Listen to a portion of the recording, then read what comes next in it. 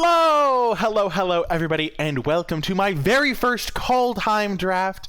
Before I dive in, I do want to remind you that if you enjoy this video, be sure to hit that thumbs up button, subscribe to the channel to catch all of my Kaldheim content, and leave a comment in the comment section down below with any questions or feedback. And huge shout out to Wizards of the Coast for giving me access to a free preview account to let me play in this early access event. It's going to be a ton of fun, and we're going to be diving in. It's also hilarious because they always put an _VIP at the end of your name, and I sent them my username, and so they made me NicolaiBolas VIP, which is hilarious.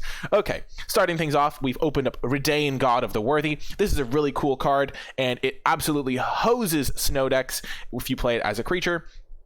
Also, makes it harder for them to cast their spells. And then the Valkyrie and Protector's Shield can do really good work if your opponent has a small creatures deck. So I think Redane is a very good card and definitely worth first picking out of most packs you open it in. I don't even know. I mean, we do have the choice between this and Demon Bolt, which is one of the better, it is, in my opinion, currently the best common. So this is a very good card. Clarion Spirit's also excellent. When you cast your second spell, you create a 1/1. There is a double spell theme, or just putting a lot of cheap cards in your deck. Demon Bolt, deal 4 to a creature, and you can foretell it, which means you put it face down and then cast it for single mana. Frostbite's also very good. But I think Redane is worth taking here, even though I think Demon Bolt is a really good card as well. Making Snowlands enter the battlefield tapped can also really mess with your opponent. And a 3 mana 2/3 Flying Vigilance is just great. So we're going to take this Redane. That was a large sound effect for that. Pretty funny. But we started off with Redane, but we're not going to commit to... It's not the sort of rare where you have to play white, but it's a card that definitely could be quite good. Tyrite Sanctum is actually a card that works well with Redane because you can give it an indestructible counter, which makes it pretty hard to interact with, though there is enchantment-based removal in the set, and there is also an exile spell in black. And there's also a -3/-3 in black, so maybe it's not as good as it might sound.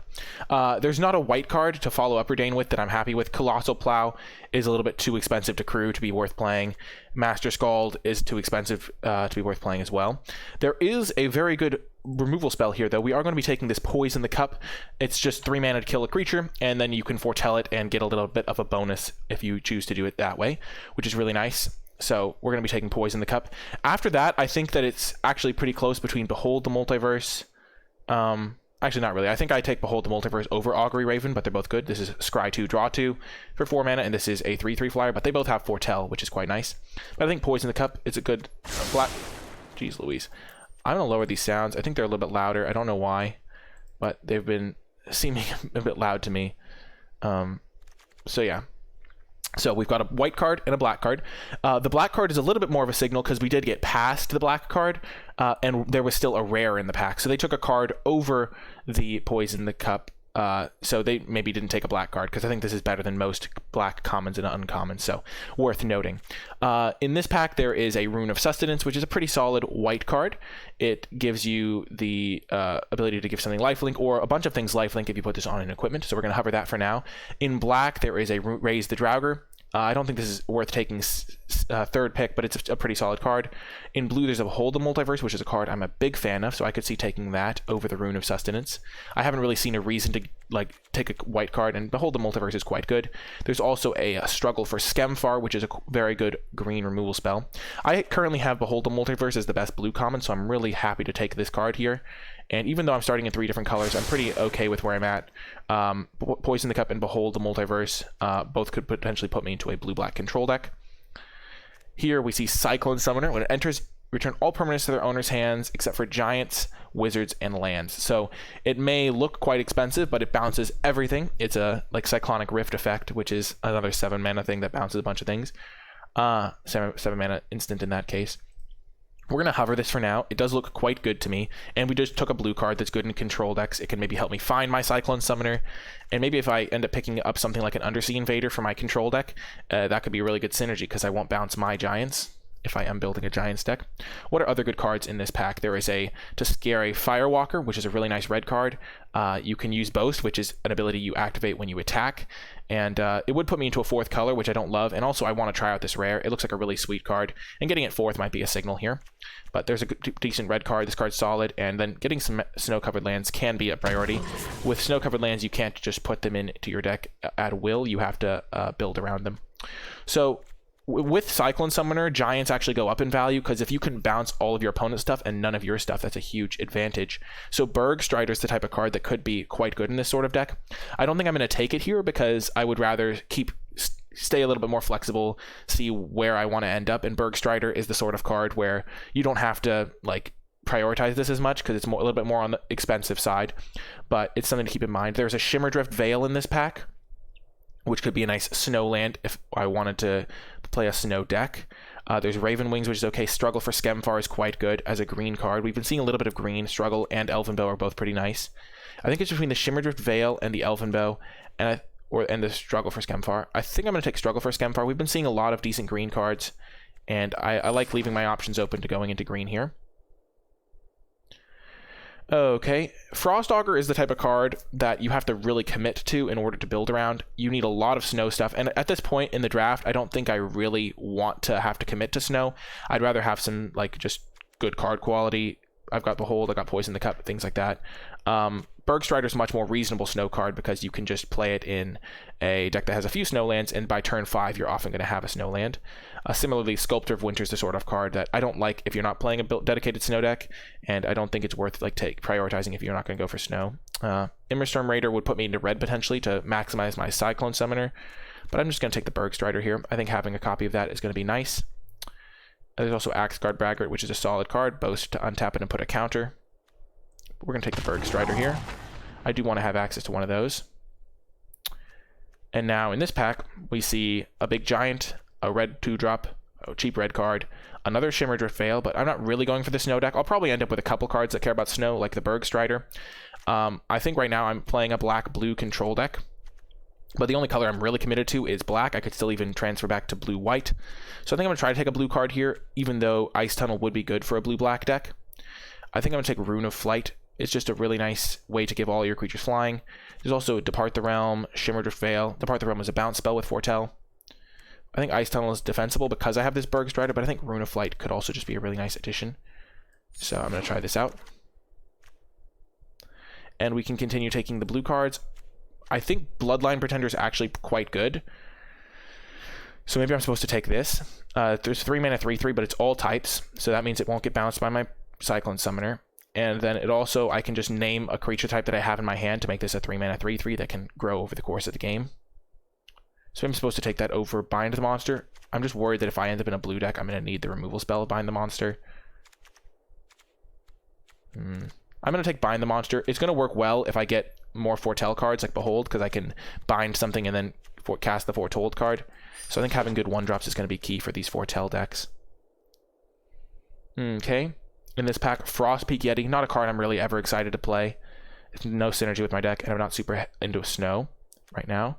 Raise the Dragger could be okay if I get back a couple of giants or something of that nature. I think one of my best cards is Poison the Cup.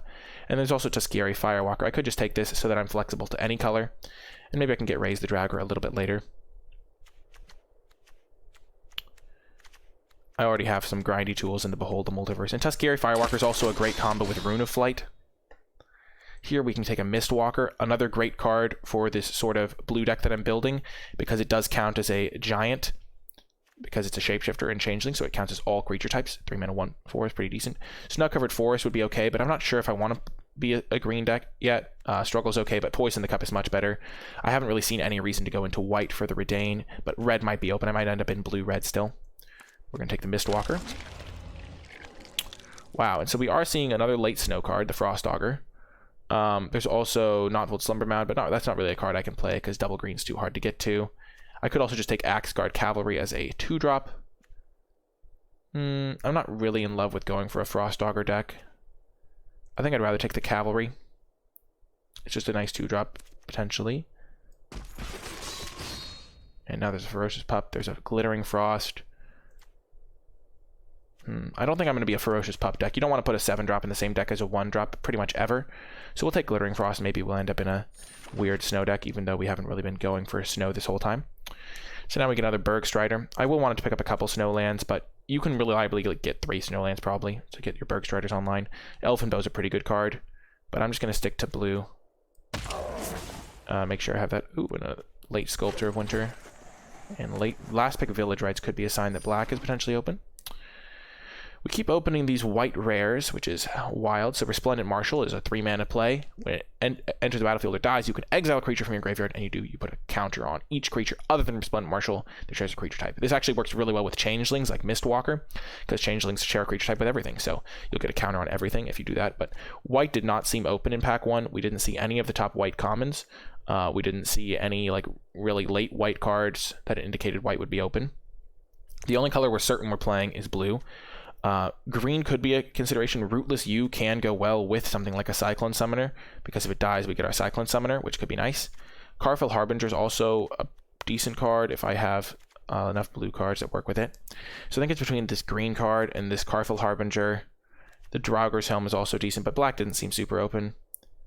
I kind of want to just take the Carfell Harbinger. This card is a little bit less impressive to me, and getting a nice 2-drop is really good. So I'm going to take this. Ooh, and now we're seeing some options here. Now we've got a little bit of a choice here. Vega the Watcher isn't particularly good in our deck. Ice Tunnel could be okay in our deck. Bounding Gold, these are the sorts of cards that are good with the white, but we didn't see any cards that made me want to draft white in pack 1. So I am still looking to maybe avoid that. Blessing of Frost. It's just hard to get enough snow, given that I've kind of ignored snow this whole draft. I know I'm probably going to get some criticism from folks who are like, why didn't you just take all the snowlands and stuff? But it's a little bit harder in the moment when you're just trying to... I'm not like trying to go into snow until I have good payoffs for it. And we're just happen to be seeing a lot of the good payoffs in this pack. I don't particularly view the 1-drop as a great payoff. We could just take a Mistwalker. Yeah, I'm not going to be spending a lot of snow mana, so I think I'm just going to take Mistwalker here. Keep taking playables for my deck. Keep taking Giants that work with the Cyclone Summoner. Ice Tunnel could also be a pick, but I don't even know what my second color is yet, so I don't want to take a dual land when I don't know what my colors are. Squash is really good in my deck. Boreal Outrider is probably pretty good in my deck. Well, not really good in the deck that I have right now, but it could be good in the deck. I kind of want to play red-blue, because that works best with Cyclone Summoner, and then I don't have to care about snow as much as I would in a green-blue deck. Squash can be a really good card. Saw It Coming can be a decent card. And we're seeing late red cards. I kind of just want to take the Squash. I don't think I'm going to be able to get enough Snowlands to support a snow deck, really. So I'm going to take the Squash here. Over Outrider, yeah. It's just so much simpler. Okie doke. And now we can pick up a Frostbite. Nice little cheap red removal spell. Pilfering Hawk's hard to use without Snowlands. And Frostbite's fine even without getting a lot of Snowlands. Arnie Slays the Troll is a fantastic card. A second Vega the Watcher, but we don't really have a ton of Foretell anyway. Braven Form is a card that I'm not a huge fan of. I think you can play 1 copy, but it's really hard to use like when you're trying to like kill your opponent's creatures, because a 1/1 flyer is a relevant body if you exile and give them 1/1, but Frostbite's a great addition. Raven Wings is also a pretty decent card. I think Dogged Pursuit is a trap. I don't think you should be playing this card. Spell is a very good card, but we know we're playing blue, and blue-red is looking pretty likely for us. Okay, Snow-Covered Island I think is going to be the pick here. We already have 1 Bind the Monster, and subsequent copies get a lot worse because they do cost a lot of life. We already have Bind, Frostbite, and Squash for removal spells. Getting a Snow-Covered Island here is going to be good because we care about Berg Striders being on and Frostbite being on. So if we look at our deck here, if we just cut all the green cards, because I think we're just going to end up as a blue-red deck. So we have, right now we have 13 cards for our deck, not even halfway through pack 2. So just getting a Snowland here is going to let all of our snow cards, like our Berg Striders, our Frostbites, be a little bit better. So it's a nice time to pick one up, now that we've kind of settled into our colors. Wow, Furio Judge of Valor is a great card. Shimmerdrift Vale versus another Snow Island, pretty close pick here. Coming into play untapped versus tapped is pretty interesting, but I think Shimmerdrift Vale is better, just because being able to fix my colors, if I have an opening hand with like 2 islands, and it's 2 Snow Islands, I'd rather have 1 be a Shimmerdrift Vale. And I also think that, because I'm going to try to be heavier towards blue for my early cards. Berg Strider's nice, but I'm just going to keep taking the Snowlands. I already have 2 Berg Striders. Okie doke. And now we get to keep taking these snow-covered islands. Lidyara Glade Warden is quite good. Another Bind the Monster wouldn't be that bad for me. I'm not really a Scorn Effigy deck. I don't really have cards that reward me for casting foretelled spells. But getting another snow-covered island is great. Wow, we're seeing some good green cards here. Lidyara Mirror Lake is also a payoff for being a blue-green deck. So I think I'll take the land over like a green card per se. But then I'll only play it if I'm a green deck. This card's also quite nice. Dragor Thought Thief is a card that I could consider playing, but I don't think I'm going to need to. I've got like a little bit of better 3-drops, and I'd rather just gamble. If I do open a really good green rare, maybe I'll get there. And I do have 3 snow lands now, so maybe it's not impossible that I end up in a snow deck. And I could take Glittering Frost. I guess I could still end up in a Teamer deck as well, where I'm playing blue-green, and then I'm splashing things using Glittering Frost and stuff. So we'll leave our options open to that. I don't think Rootless Use is as good in my deck. I only have 1 card to go get with it. It has to die for that to happen. Okay. Now there's a Vega the Watcher. I don't really have a lot of reasons to be in white. I think I could just take a Draugr Thought Thief in case I need to make playables. Yeah, I guess... Maybe if I opened an insane white card, I would play Vega. And the fact that Vega's wheeling could be a good sign. Now I'll take a Snow-Covered Forest. So Sculptor's actually okay in this deck. So Floodplain is only good if I'm ending up with a white splash of some kind. Ice Hydrotroll could be really good in a snow deck. Pilfering Hawk could be good in a snow deck. I think I want to take the Pilfering Hawk because I could end up in a blue deck that wants that type of effect. Another Glittering Frost could be okay. Just getting rid of extra lands could be nice. Ooh, late Snow-Covered Island. We just have a lot of snow lands now. So we could be playing a blue-green snow deck that splashes some red cards. Okay, so in this pack, let's look. There's Redane God of Storytelling. I can discard a card to exile the top 2 and play them this turn. That's a pretty good effect on the Harnfell Horn of Bounty effect part. Just lets you like discard your excess lands, which could be really important in this deck that has 3 Glittering Frosts. And then the other half is just lets you double boast, which I don't have any boast cards. I'm not going to be splashing black. Serol's Packmate is just a great card. Arnie Slays the Troll is not as good for me. Dwarven Hammer is much better when you're an aggressive deck with a lot of creatures. So I think it's between the Packmate and the Harnfell. I'm going to take the Packmate. I think it's just going to be a nicer card for my deck. Blue-green was looking really quite open there. I would have preferred to take a blue card in this pack for like a blue-red deck. Here there's a Frostbite. There's also Battle for Redguard. It's not a card that I'm going to be playing because I'm not going to splash white for a card that makes 4 tokens, even though that's a pretty good effect. I think I could take Boreal Outrider here. I have Snow-Covered Forest. I have 1, 2, 3, 4, 5 snowlands right now. So it's decently likely that I can be able to make my cards bigger. And I could splash red for Squash and Frostbite. I could also just take a Frostbite and ignore the green cards. But I have some pretty good green cards here. I wouldn't mind getting another Sculptor of Winter to go with my Glittering Frost. And maybe I wasn't supposed to take the Hawk over that Troll, but I think Boreal Outrider is the highest upside pick here. I'm missing out on a Frostbite if I do end up not playing green, but I'm going to probably play green at this point. It looked pretty open in pack 1. It's looking pretty open right here. We get to jam another Serol's Packmate maybe, or we could take Rimewood Falls. But I think Packmate's good enough that it's worth taking over another Snowland. It looks like nobody else is really going for the snow deck. I'm getting like last pick Snow Islands, very late Snow Forests. So it's looking very open. That's the thing with snow, is if it's not wildly open, it's hard to get all the snowlands you need. But we have 3, 4, 5 snowlands, which is good. I wouldn't mind the falls, but I think Packmate is just good enough to play. So let's move back towards our blue-green deck. We could even potentially not splash, but I think splashing is going to be fine.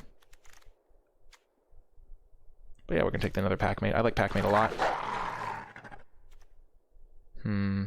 Well, here I think it's a pretty clear Sculptor of Winter.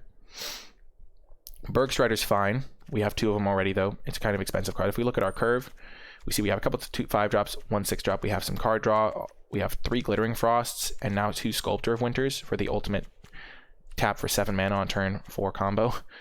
I like Arnie Slays the Troll too, but it also works really well with Packmate. It's not as good of a splash, though. I think I'm just going to take cards that are reliably easy to cast. And then I'm going to probably splash Frostbite, because it's going to be doing 3 damage a lot of the time in this deck.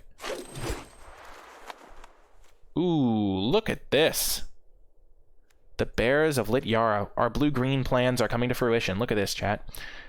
Create a 2/2. Any number of target shapers become 4/4s. So we have a couple of changelings, like imagine Mistwalkers becoming 4/4s. That's really good.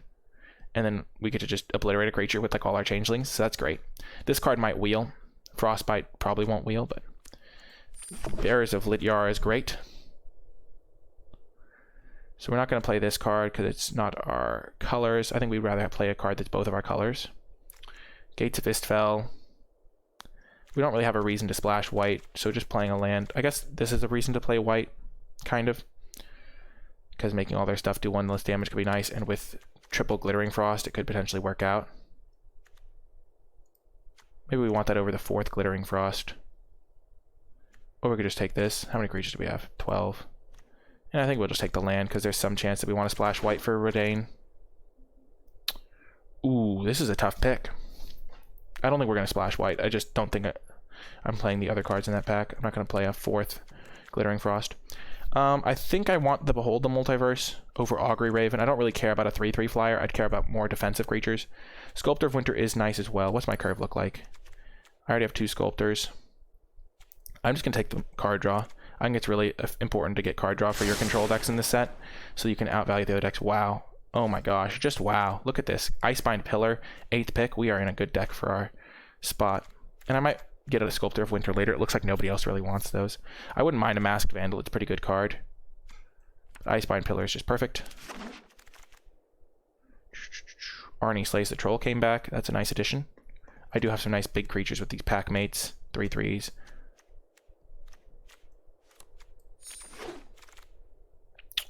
And now Sculptor of Winters are coming back. That's really huge. With 3 Sculptors and 3 Glittering Frost, it's actually a decent chance that I can assemble that combo and tap for 7 mana on turn 4, which is just huge. I guess Frostpeak Yeti's okay. Another Berg Strider. One thing I like about this deck is I have 1, 2, 3, 4, 5 Snowlands, but I also have 3 Glittering Frosts, which makes Snowlands. Wow, we got an Icehide Troll. That's pretty good. Particularly good with the Glittering Frosts. Sure, we'll take an Annul, but we're not gonna play any of these cards. So our deck is looking very good right now. Now that I have a second Behold the Multiverse, I don't think I'm gonna need the Pilfering Hawk.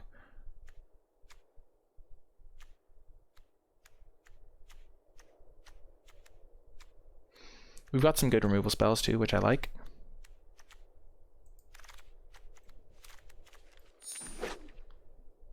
Vault Progress, nice. Okay, so let's build the deck now. So first things first, I'm going to check my sideboard to see if there's any cards that I want. I'm not going to splash for Lane. I don't need to. I'm already splashing red for some removal. Frostpeak I'm not going to play, and I don't need the Firewalker. I don't have enough Foretell for Vega to be worth it. This card could be interesting. The way Glittering Frost works though is you only tap 1 mana of the extra color. So I'd have to put in like a Swamp in my deck or something like that, which I don't want to do. Even though it's good removal, I can just use Squash to fill that role.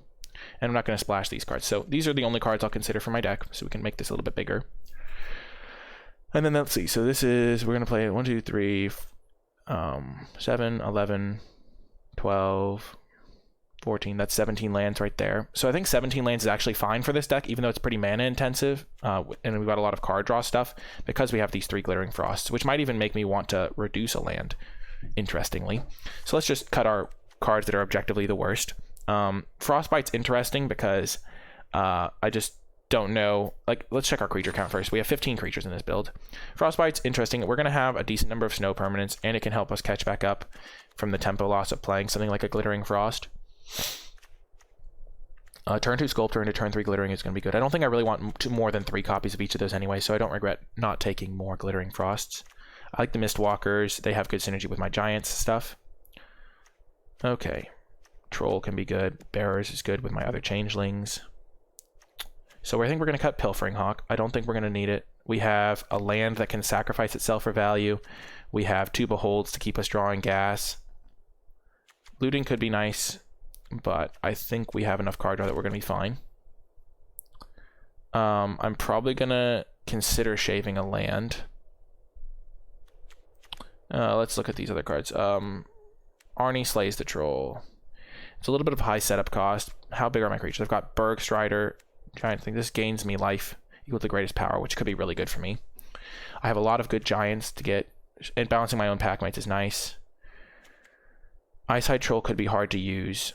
It's Requires me holding up a decent amount of mana. But I kind of want to try the card out. The Boreal Outrider is pretty good because I have just so many snow lands.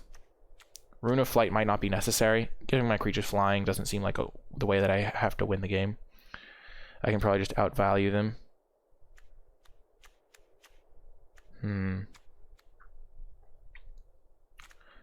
Maybe I could cut one Bergstrider. I feel like Bergstrider is really good in my deck, though. It gives me a way to catch back up if I fall behind from casting a Glittering Frost, because on turn 4 I just tap their creature down. Bearers is good, so let's just cut our red cards, maybe. If we cut the 3 red cards, we lose 3 removal spells. I'll still have 1, 2, 3 removal spells in the deck. 4 removal spells if I count that.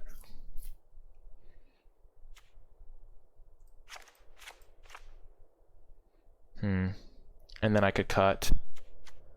If I count these all as 2 drops with my Foretell things, I really want to keep the 1 drop in because it's a really good turn 3 tempo play to cast my Foretell card. Rune of Flight is interesting. I already have a couple cards that already have flying, and I don't think I really need to be casting this early, so I'm going to cut the Rune of Flight. So if this is just my 2-color deck, do I gain anything by adding in a squash? This is a good card. I don't really want to cut a Bergstrider. I don't really want to cut... I really want to try these cards out. I think if I'm not splashing with my Glittering Frost, I'm not really making use of its full capabilities. Also, Squash seems OP in my deck because I have a lot of giants.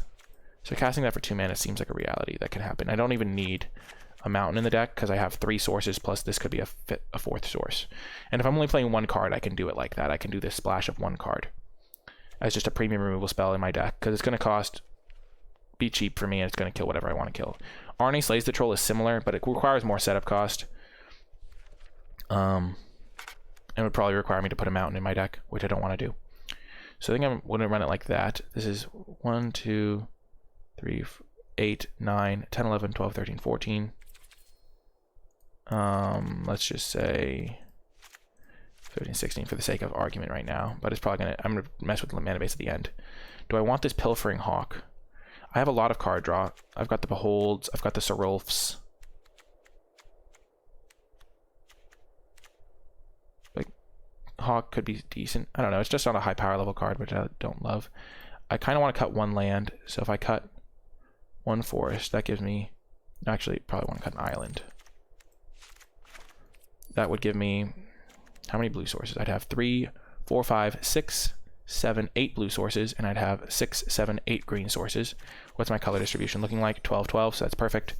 Because I don't want to flood out when I have 3 Glittering Frosts, and I have a lot of cheap things to do that are going to be able to draw me into more lands. So I think 16 lands is fine.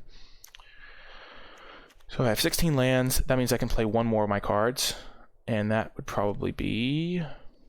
Arnie Slays the Troll could be a fine splash as well.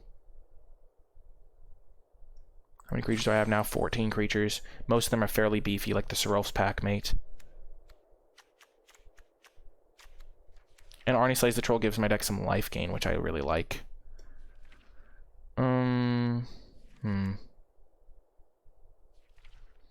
So it's between Arnie Slays the Troll and Pilfering Hawk and Rune of Flight. Do I really need to use Rune of Flight to win the game? I don't think so. I can probably just overwhelm my opponent with cards and then use like a Cyclone Summoner to win the game. So I probably don't need Rune of Flight to win. I don't need Pilfering Hawk. So that means that I can just play this Arnie Slays the Troll and try that card out as a splash. I still don't really need extra sources because I still have 4 sources of a color. This is going to name red a lot of the time. The Yara Mirror Lake's another good mana sink. But yeah, that's going to do it for the deck building. I think it should be a pretty cool deck. And I will see you folks in the matches. Before I get to the matches, I want to give a huge shout out to all of the patrons who support me over at patreon.com/NicolaiBolas, especially those who support me at the credits level. Your support helps me continue producing high quality videos on a consistent basis, so I really do appreciate everyone who pledges even a single $1 each month. Patrons at any level gain access to my card-by-card grade spreadsheet for Kaldheim, so that's a nice little bonus if you do choose to become a patron. Without further ado though, let's get to the matches. Welcome to round 1. We have a fantastic hand here. Sculptor of Winter plus Glittering Frost is going to be really good for us. Whoa, this battlefield looks awesome. We don't have a snow land to immediately untap this, but we can use the mana to foretell this card face down. So I'm really thinking we're going to do well. Ooh, my little pet blends in. Okay. So we're going to start off with our Sculptor of Winter. This is going to be great. We go Glittering Frost, untap the snow land that we just got, and then use that mana immediately. Okay, Elven Bow. Beautiful. So we're going to enchant this land. And now change of plan. We are going to untap it and then immediately cast another Sculptor. This way we have access to 2, 4, 5, 6, 7 mana next turn. 4 of it being snow mana. So we can cast this and this. Or whatever we draw. So we're going to get rid of this, and we're going to get rid of the Boreal Outrider.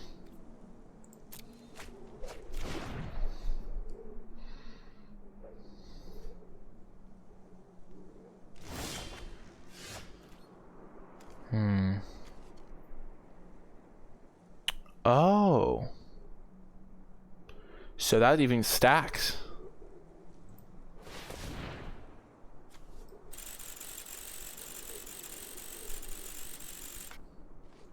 Well, that's a glitch.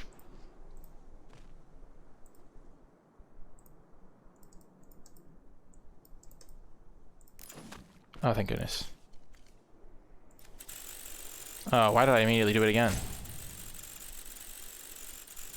Ah!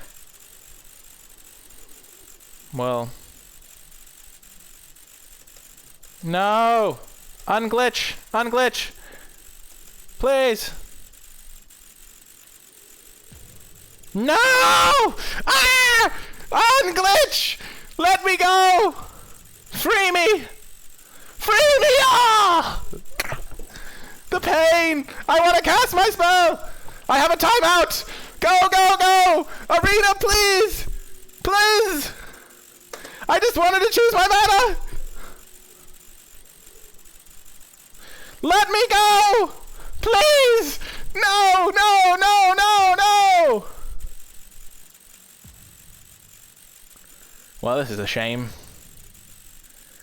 No!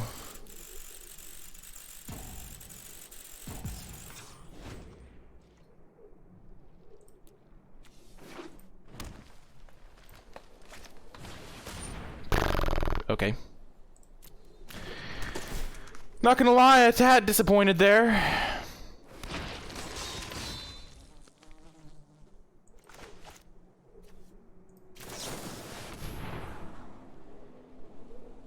Don't need a land. Don't particularly need a 1/4 either.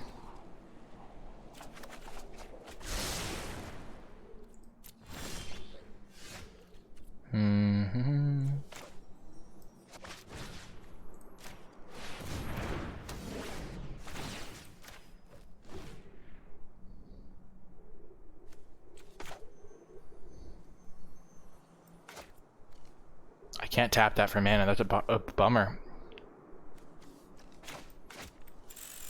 Why did I even try?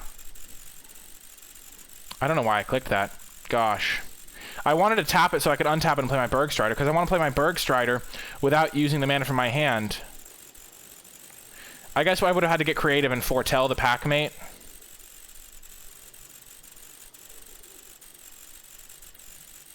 I'm sorry for the misclick, chat. Having to plan my strategy around not tapping my land for its special ability is a real bummer and a half. I just don't get to play. That's a real crying shame. Let me go, please, game! Free me from this curse! Well, big yikes. Nice to know it was well tested. Trying to auto-tap my special land is not something that would ever come up in a normal game, is it?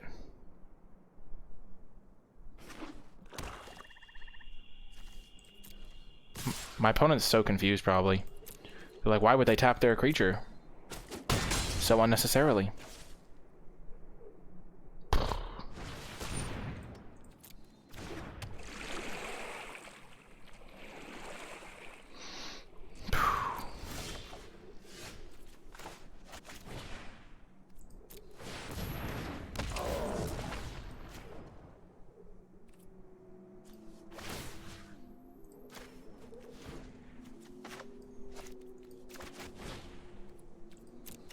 I'm so screwed.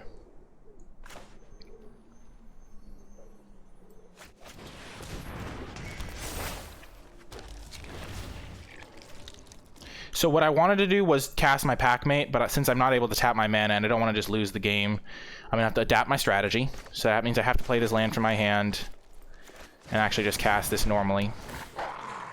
Which isn't great because I'm vulnerable to discard spells now, when previously I'd be able to discard 2 lands, but if they have another one now, it doesn't work out for me very well.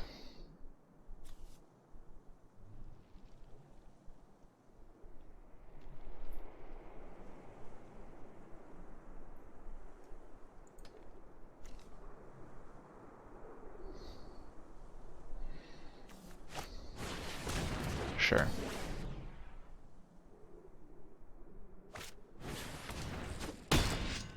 Sure thing.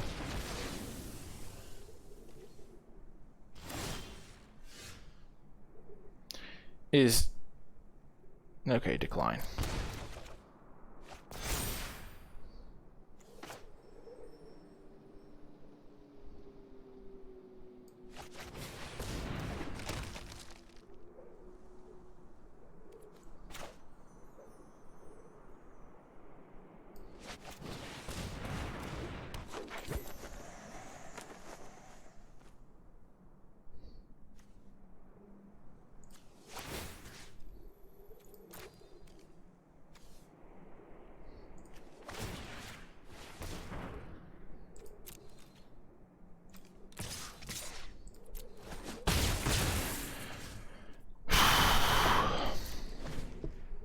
This game is a real frustrating one. I think I would have won pretty easily if I had been able to play normally.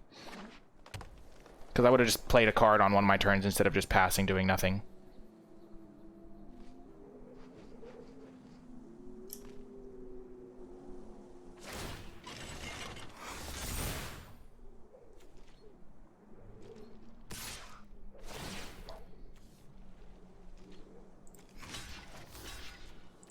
I'm going to block there.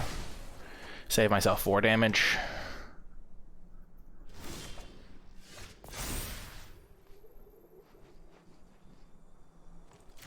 I don't have any creatures with power 4 or greater.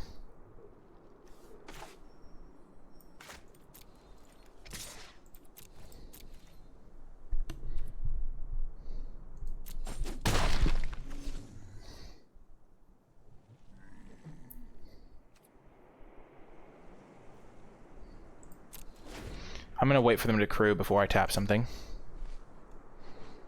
Or whether they decide to crew.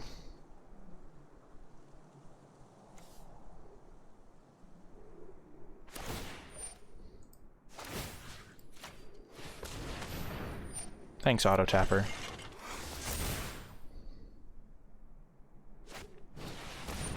Sure.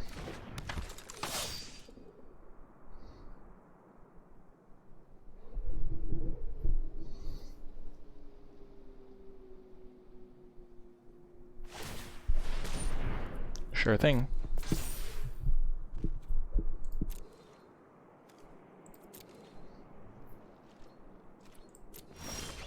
Big draw, let's go.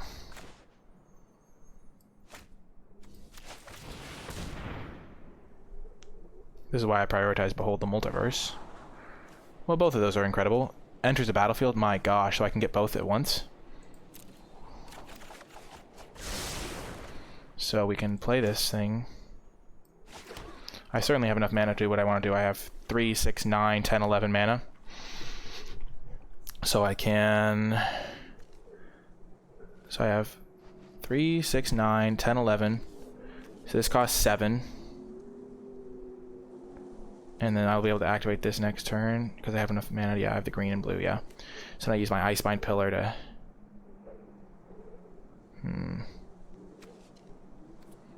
Okay. Oh, but no, I can't do it because of the glitch. Wow, I'm so screwed. I can't... Oh, no, I can. I can be creative here. So I have to be able to tap it in a creative way.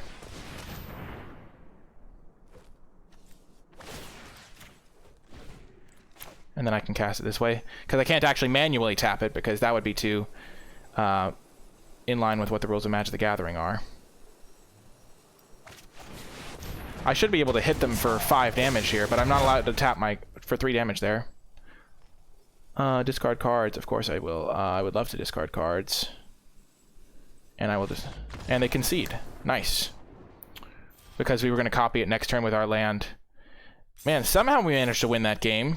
It wasn't easy, I will say. Lidyara Mirror Lake, because we can create a token and it enters with a counter. So we would have the ability to do that. Next turn, copy this. It enters the battlefield. Oh, if you cast it from your hand. Oh, I'm sure someone was pointing that out. But still, I was going to get another 7/7. Yeah, that game was really frustrating because I didn't get to do what I wanted to do. But I guess it is what it is. I'll see you folks next round. Welcome to another round. We are on the play. We have enough stuff that makes this keepable, I'd say. We can play this to name blue. Unfortunately, we can't name red yet, but blue will be just fine. I would love to get an Arnie Slays the Troll down, so maybe I am supposed to name red. I'm going to name red. I have one of my red cards in hand. And I don't need blue for a while. It'll be punishing if I draw Behold the Multiverse here.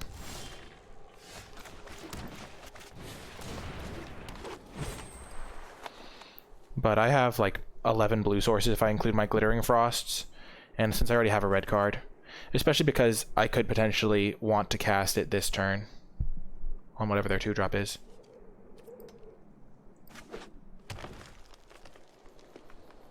Though I guess I wouldn't want to fight because I wouldn't necessarily win. Yeah, certainly not. Okay, tap that. Untap that. Boreal Outrider. I could have played the Troll. That's a consideration too.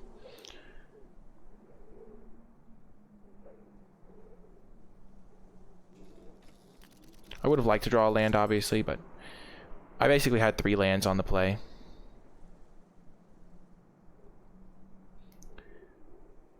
What would the ideal situation be?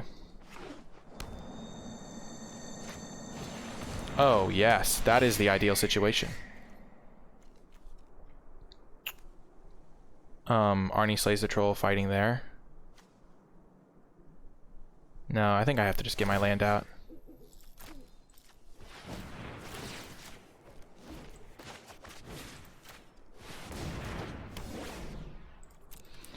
And then next turn I can play Bergstrider. Actually, I can't, because Glittering Frost is horribly bugged. The problem is that it's such a key part of my deck.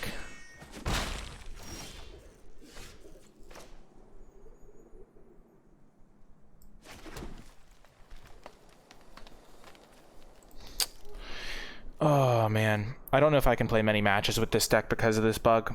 It just completely makes my deck really bad. It just hoses me.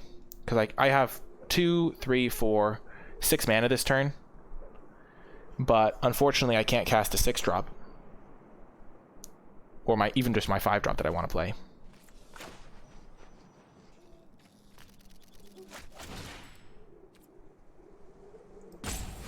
Oh, that's huge. I totally forgot that was how that worked. So we'll untap this.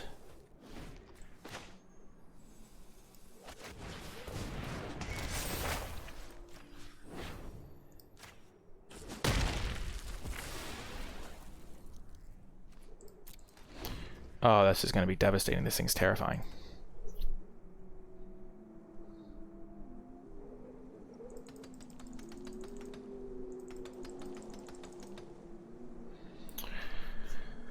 Is this a giant? No, it's not. It's a troll. But this thing won't get bounced. Nice. So I get to add another mana.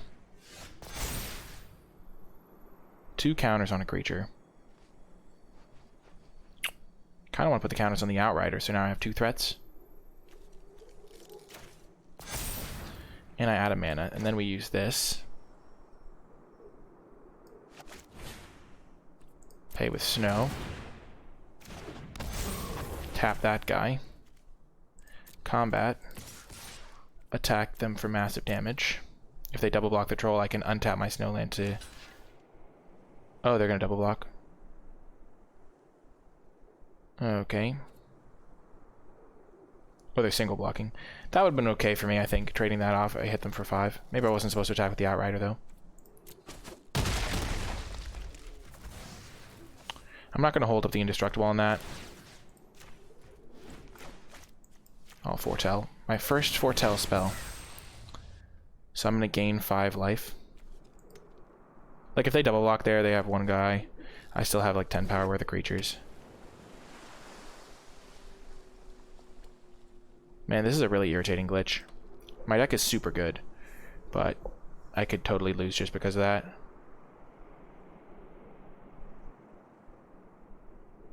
Like, I'm not going to lose this game, I don't think, but I could lose a game in the future because of that.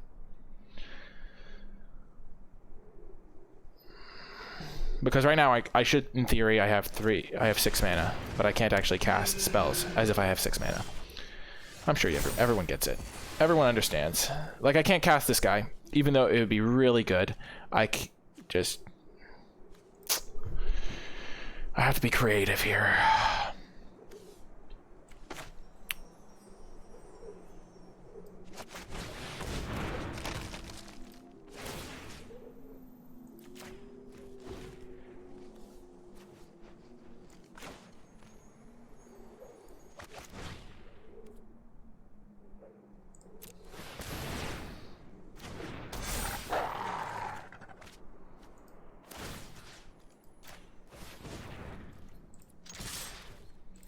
Good game.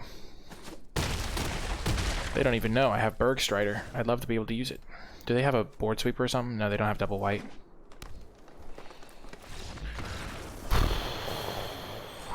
Let's go. Got another win.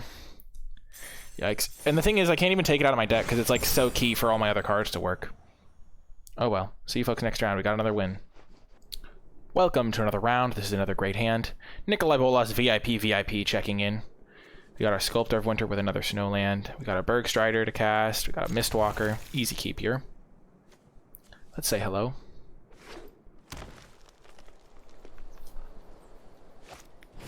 Ooh, that's not a good sign. I don't think that card's very good.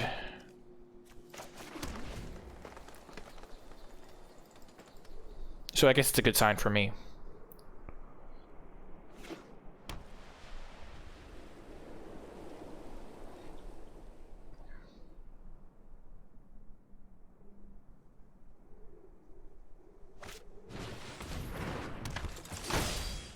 Oh, they're coming at me.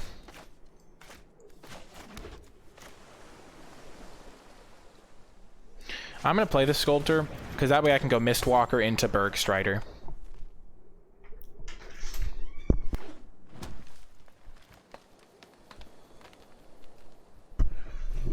Oh, they're foretelling a card. Probably a Packmate.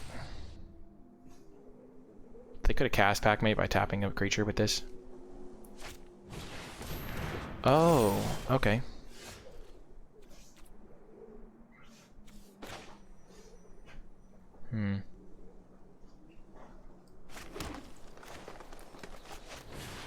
We'll play this still. We could double block there. Or at least threaten the double block.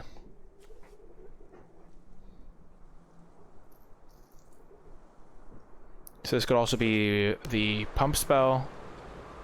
It could be either Packmate, the pump spell, or their own struggle of Skemfar. I'm hoping for Packmate, I think. Well, that's worrisome. So if it was struggle, they probably would have used it. If it was Packmate, they're okay. So if it's +4/+4.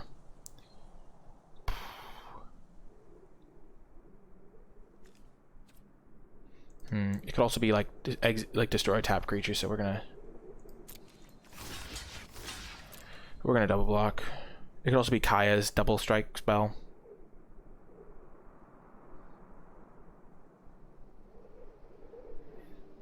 If it's Mammoth Growth, I think this is gonna work out for the best. Oh, brutal. Okay, so they had a separate card.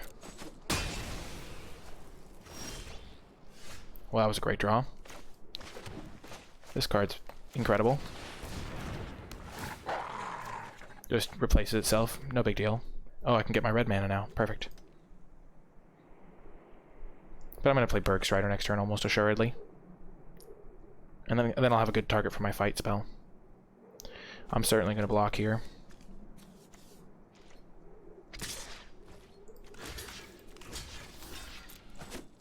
Okay, so it's not the pump spell. It's not the pump spell. What is it? Oh, it's a God's Hall Guardian. Okay.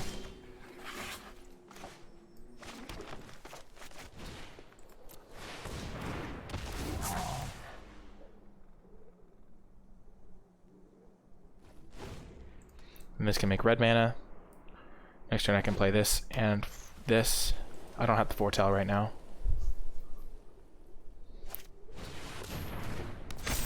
Well, we're certainly going to kill that. Change of plan. Okay, so we can Glittering Frost.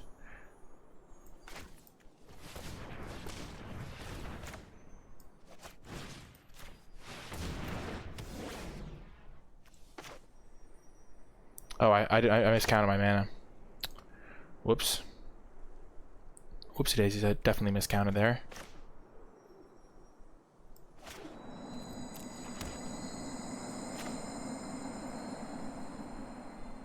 Yeah, I should have just killed that thing when I had them tapped out. It's okay, they'll make one extra creature off of it probably.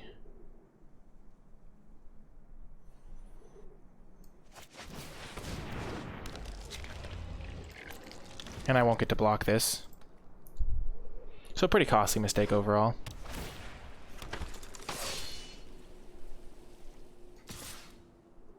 And they'll have mana up now. Yeah, not the greatest. Certainly could have done it better.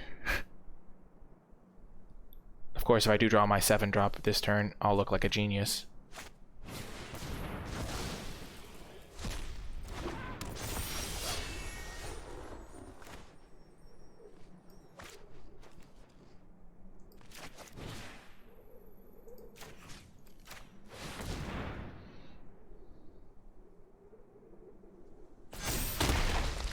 That's huge there. And I can squash this thing. I'm not going to do it right now because I want to use this mana to pump this so those trade. And I'll squash this on end of turn if they don't attack with this.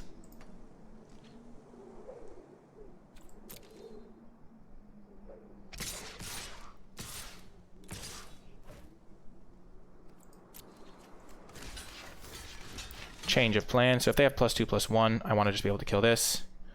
They won't be able to kill anything else. We'll take 5, 7. But I can just squash this if they have +2/+1. I'll 2-for-1 them. Yep. Knock it out. Kill 2 of their creatures. They're in real bad shape here. That's one of the benefits of having a card like Squash that you can cast for 2 mana to deal 6. Okay. So now we can start rumbling with this guy. Our flyer can still hold off the assault up there.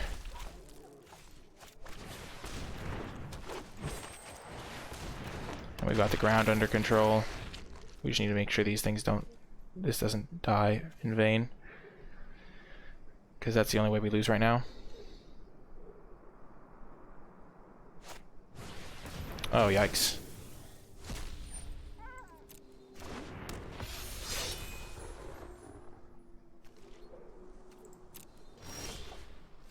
That was incredible.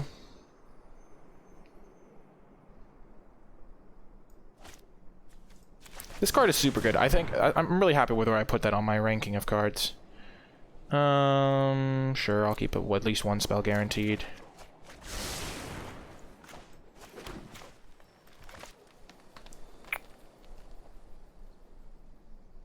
I could have tapped that for the mana. So if they block here, here, I can kill one of their 3/2s. I think I'm fine trading a 3/2 flyer for one of my guys. They're jumping, that's okay with me as well.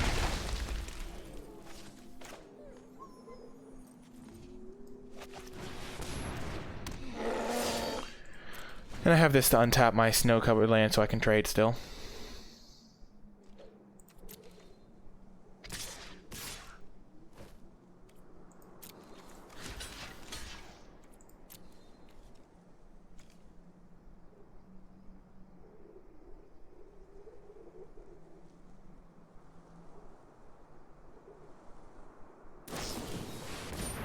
Okay, I don't need to bother with that now, I guess. So I'm still on a 2-turn clock here. Well, that's good. 5, 6, 7, 8, 9, 10, 11, 12, 13, 14. Oh, I'm 1 damage off of killing them. If I tap their ground guy.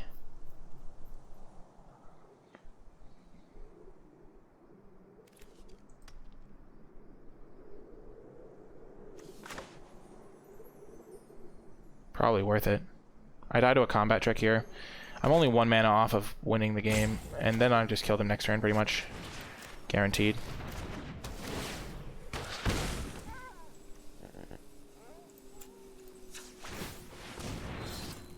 Ah, I screwed that up.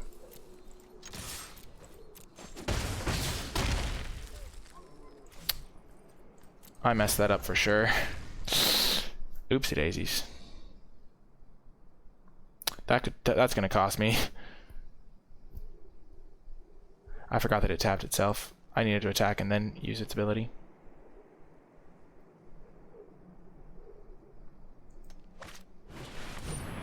Okay.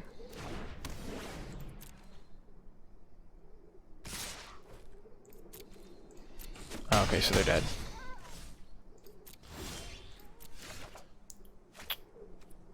Main, next. All attack.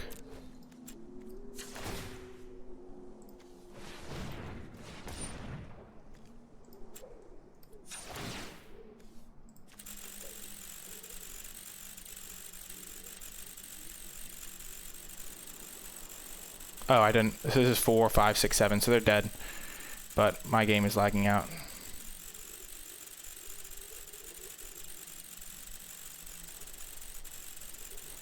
Shoot!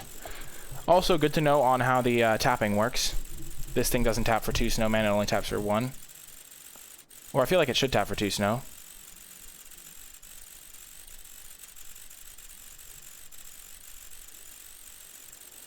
Could they concede, maybe?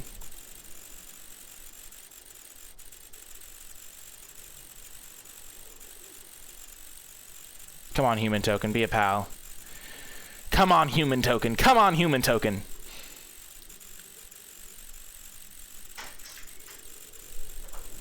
Come on. Just concede. The game's over. I don't want it to cancel my attack or something silly.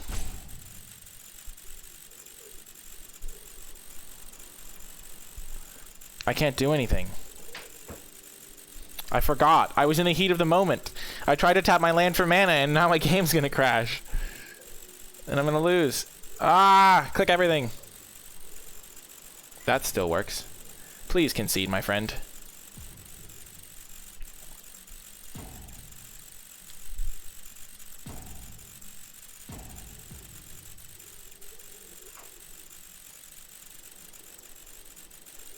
That sound is grating.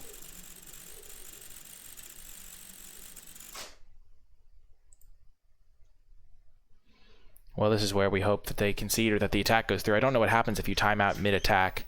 Does it cancel your attack? I guess we're about to find out.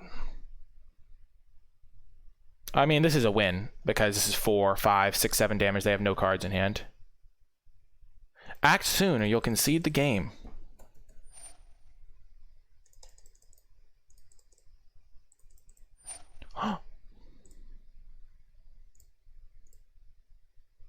It's back!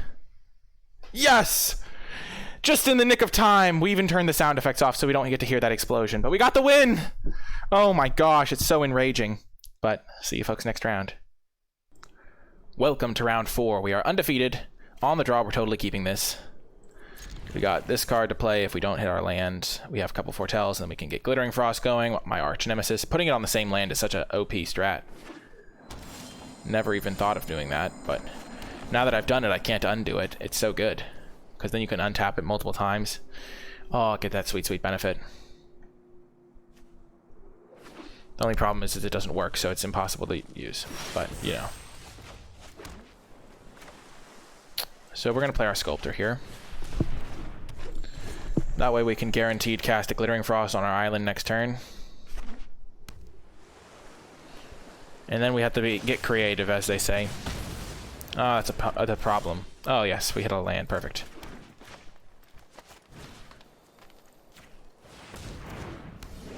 So Frostbite was pretty good for them. They're playing a Jeskai control deck, it looks like. This named red. Never mind, they're just a blue-red deck.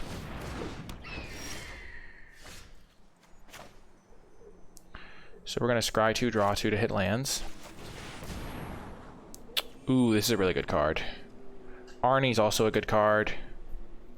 This one's really good, especially with our Mistwalker. So we're going to gamble on missing a land drop here. Okay, we missed the land drop, but it's okay. We'll be fine. Oh, they're looking like they're going to miss a land drop too. Because otherwise they would not be looting, probably. This could be a Behold the Multiverse as well.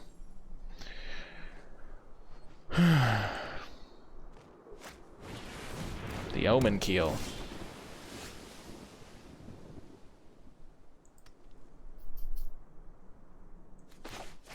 Now I really want to hit a land, though. Booyah. So they can kill this with like a red foretell removal spell and then hit me. And then they'll never miss a land again. They missed a land drop too.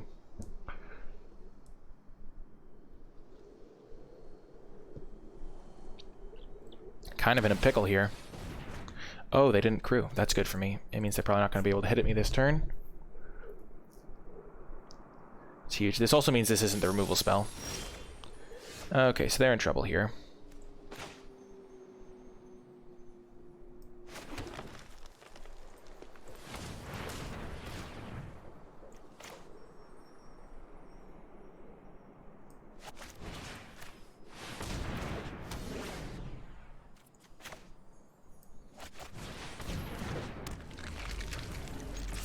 I'm going to do it like that. I now have my land is supercharged. I guess it does reduce the number of snow lands I have.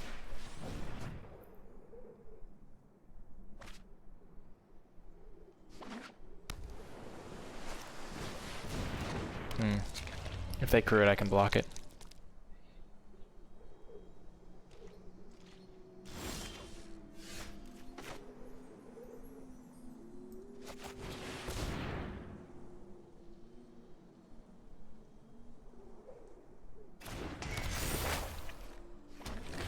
And then I think I can Glittering Frost. Oh, no, I messed that up. I think I'm just supposed to hold up Squash here.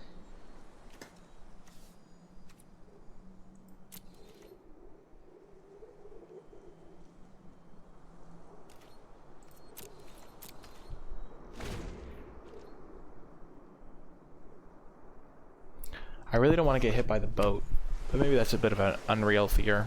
It's not necessary. I don't know what this card is.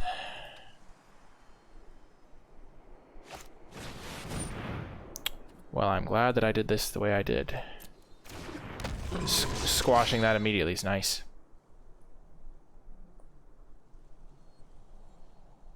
Maybe this is the bounce spell.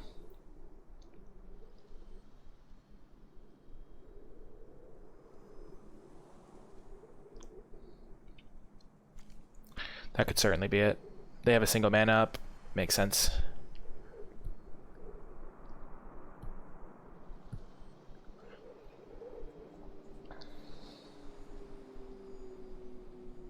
And they get to kill my token. This will still become a 4/4, which is nice. That's why I waited on it. Oh, sure. I still have this other changeling.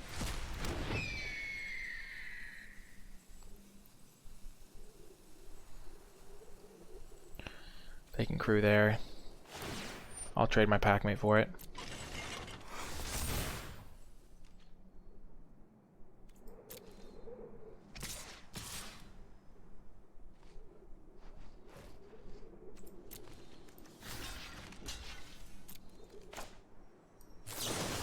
save myself a damage from the Mistwalker hitting me.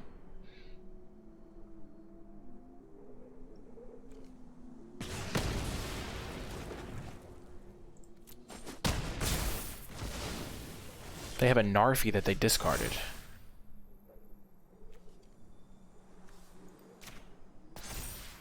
Well, they have 1, 2, 3 Snowlands, so it's coming back, but I can keep it tapped. No, I can binding it. That's perfect. That was a great draw.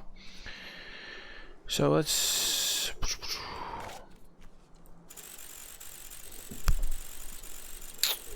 Oh, it's just an instinct. I was going to use it to make my other Glittering Frost thing because I wanted to make sure I had a land on tap still.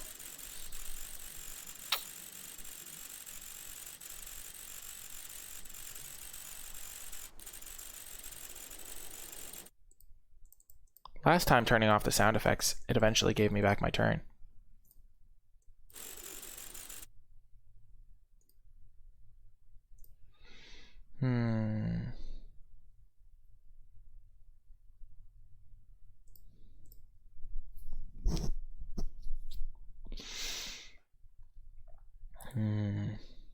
Quick tap. Oh, I can use quick tap. Oh no, I can float all. That's going to be useful. Double tap Q.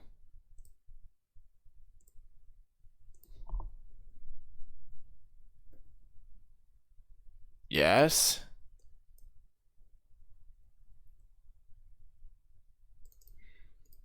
Oh my gosh, I'm gonna lose because of this again. My gosh, it's so painful. It's not the end of the world. I can still win because my deck is so good. But imagine if I was an aggro deck and I really relied on attacking or something. I'm sorry, Funky Flump, that you have to sit through this. It's been real painful, and I'm sure everyone's like, why are you continuing to tap it? It's just like an instinct. You're just thinking about the game. You're like, well, this is what I'm going to do on my turn. I'm going to use my Glittering Frost to make another land because I want to be able to use my Ice Hide Troll and buff it 3 times because this would be 2 plus 5, 6. So I can then buff it 3 times in a turn, which is important. So I wanted to be able to put this onto a different land and still have the mana to use this turn to make Icebind Pillar.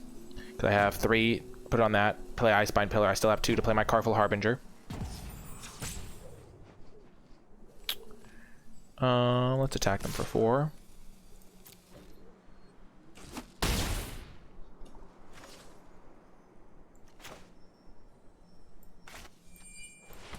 I guess I can tap it like this.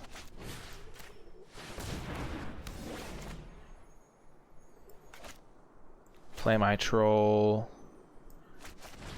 Play my Harbinger. I guess I could just hold up the mana to activate Troll. That's probably better.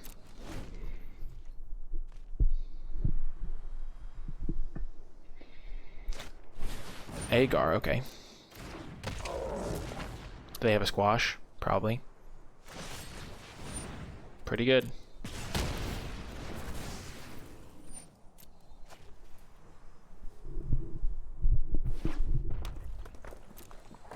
Don't know why they played that land there.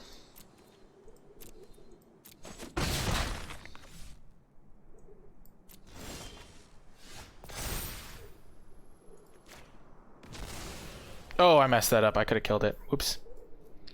I forgot how this works. It's not changing. It's creature with power 4 greater. So I could have killed that. So they're going to bring back Narfi, so I need to save this for that. But what I can do is Icebind Pillar it.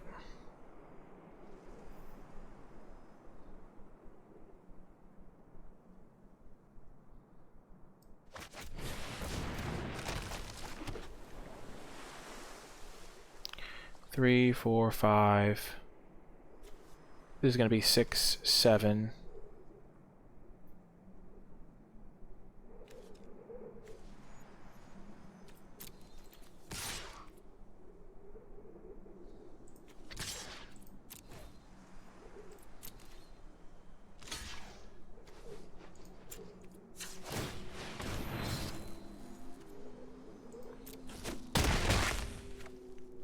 That worked out.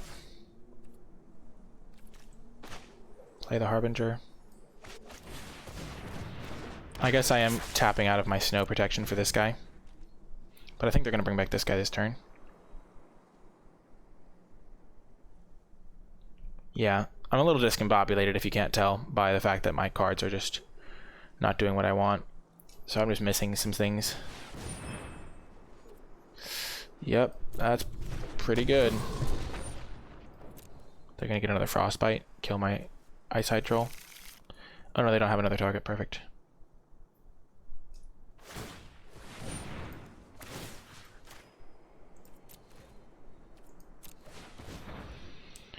Tap that bad boy. They have 3 snowlands. I don't know why they're not bringing this back. Struggle for Skemfar, you don't say. Well, I can just attack them, do the same buffing things, and then post-combat struggle this. If I tap this, I have 2, 4, 6 snowlands. This is 2, and then 4, 6, 8, 9, 10, 11. I'm once again 1 damage off. That's kind of wild.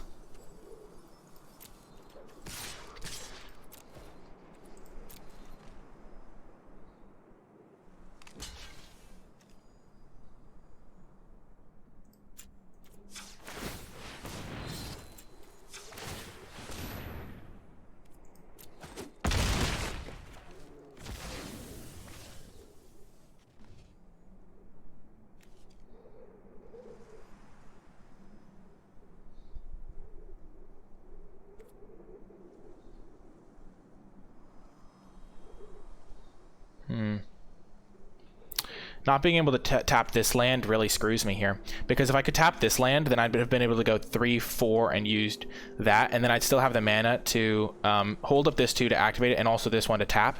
But as it is, I can't tap things and also do it because of the way my mana works out. I kind of want to fight there, but I'm going to save it. I could have attacked with this too. That was bad. Oh, problematic. Oh, they keep playing these snowlands. They don't. I guess they don't realize they can bring this guy back. Sure. It comes in tapped.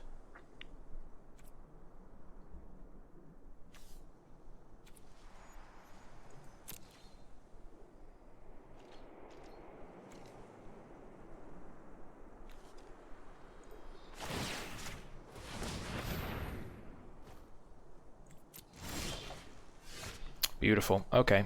So now I can go tap this, attack, buff, buff, buff. This is 2, 4, 6, 8, 9, 10. Shoot.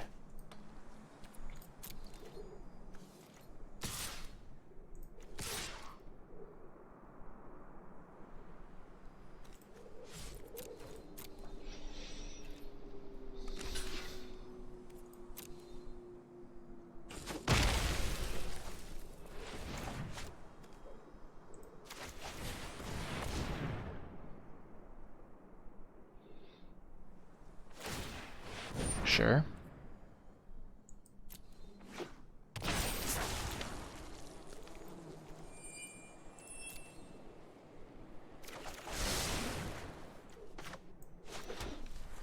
So I can buff this up to a 4-powered thing and then fight that. And also bind it. So I have 3, 4, 5, 6, 7 mana. So this is 6, 7. Perfect.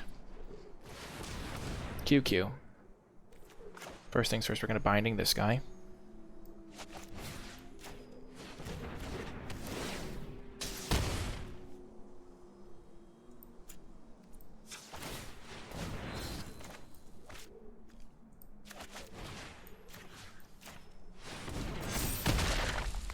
He lives at 1 toughness. Perfect. Okay. We're all tapped out here.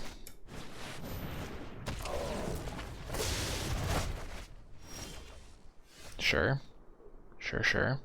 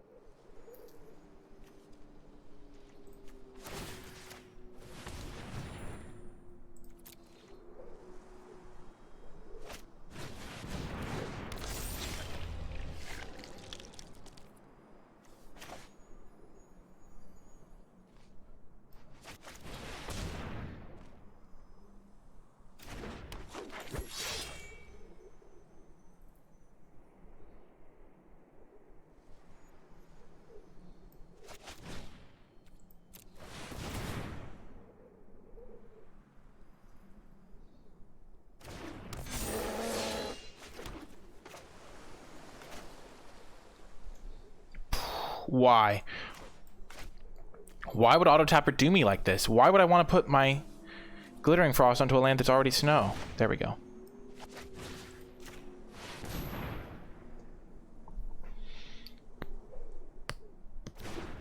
Just gonna go up to -4 +4, so we're gonna be up to say 6 power.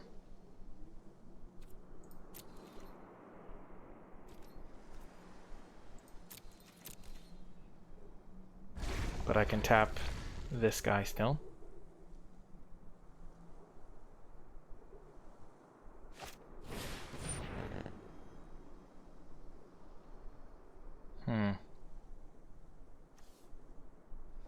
So I can buff this power.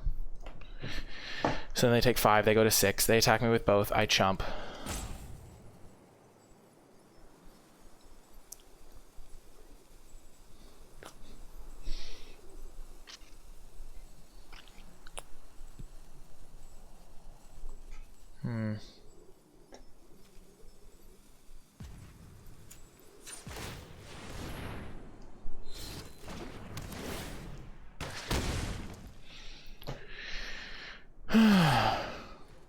Oh. Well, that's weird.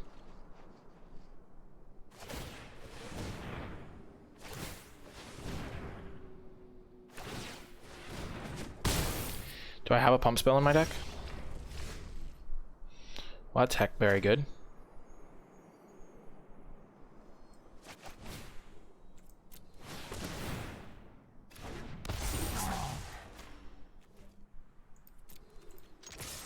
What a top deck.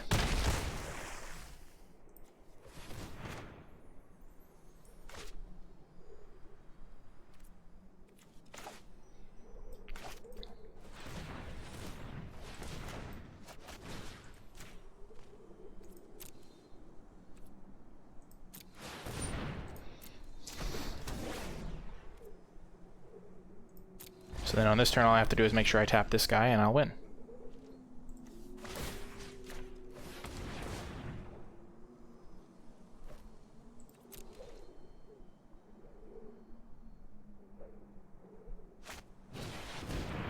Oh, last second digging.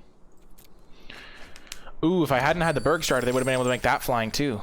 Man. It's close. Yes! We managed to defeat them! Oh, that was such a close one. Holy heck, this land tapping thing is getting so tricky. It's like they're handicapping me because I'm too good. Oh my goodness. See you folks next round.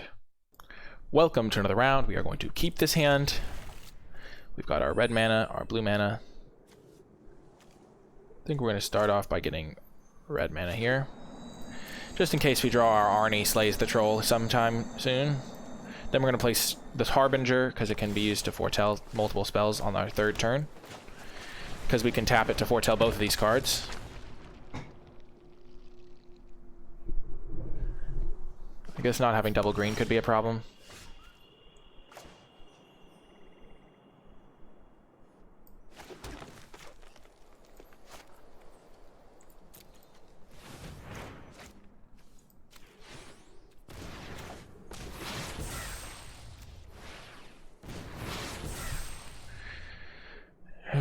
Pretty good sequence so far.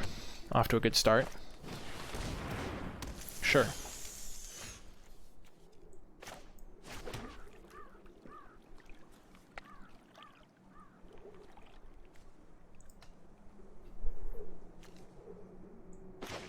So I'm going to cast this and foretell this one.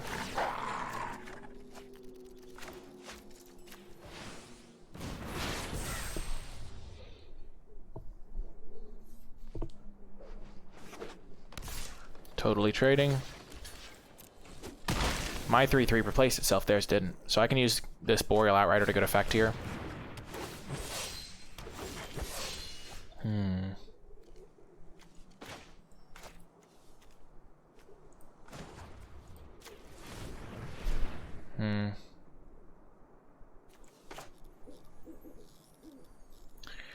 Okay, I think I'm going to put this onto the Shimmerdrift Veil.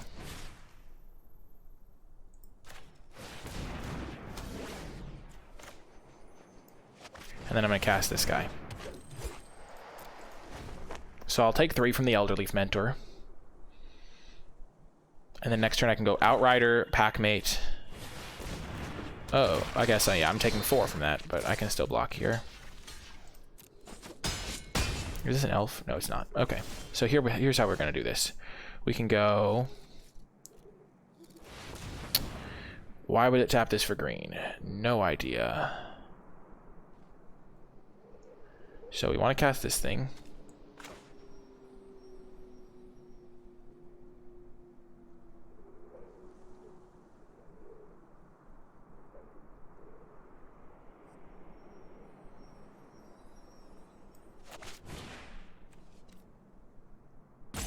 I think we can auto-pay this. Resolve. QQ. Why wouldn't it tap for green? So we can use this thing.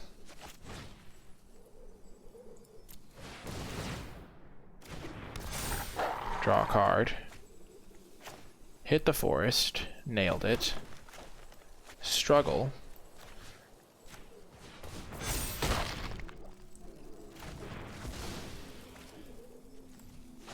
Untap. Play this as a 3/3. Attack for 1. Pretty good turn, I'd say. We're getting used to it. Using QQ to tap all our mana has really been a boon. Okay, they have a Death Touch creature. Well, that guy's getting tapped. Okay, so we're gonna do this. Pay with snow, certainly. Tap that guy.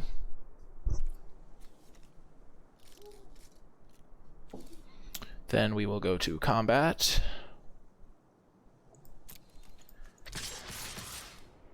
Not going to attack with Boreal Outrider. Attack with these two. We're fine trading it off for their 2 guys there, I think. Because we have another 5/5.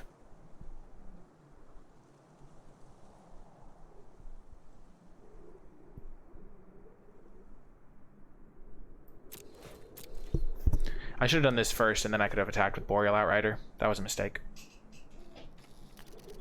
I'm not really representing much here. They might be afraid of a bounce spell.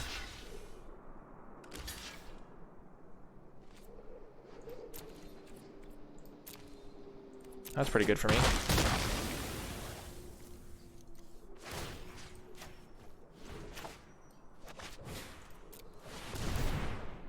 Next turn I can make a copy of my Icehide Troll using my Mirror Lake. Or of my Berg Strider, but probably my Icehide Troll.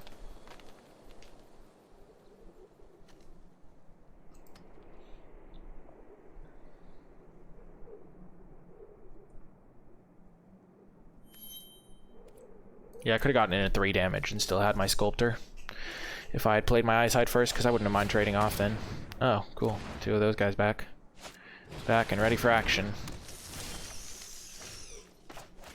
So I have 4 snow mana now.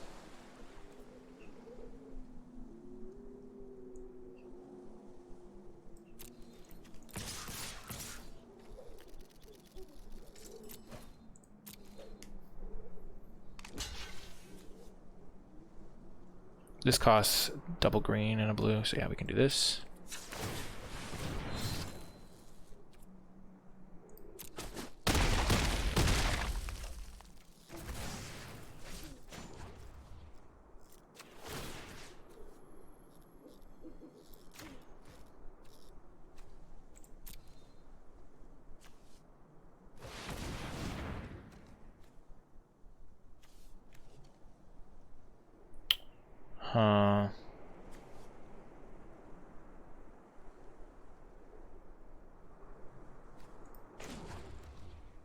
I do have the mana to use this.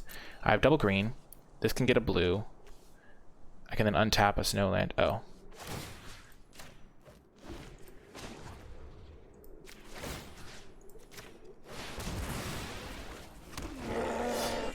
Okay, perfect. Staying alive, staying alive.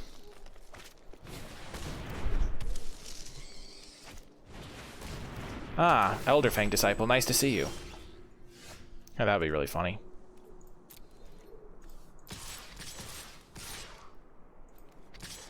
Not going to attack this into their guy there.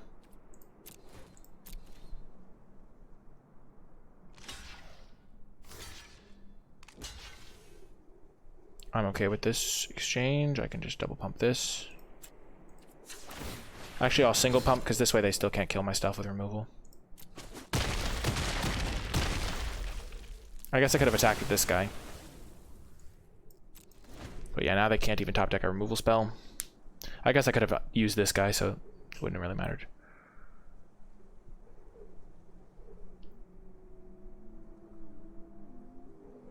These guys are pretty good when you have enough stuff. What did I take over one of them? I took some snow creature that was like a 2-drop. Oh, I took the Raven that I didn't end up playing. Yeah, that was a mistake. Eyesight Troll's been a beating. My goodness. Real good. Well, we're 5-0. See you folks in the next round. Welcome to round 6. Another great hand. We are on the play, but we're going to keep it. This is going to name blue. We have Mistwalker plus the Bears of Lityara. We have 2 pack mates to help us hit our land drops here.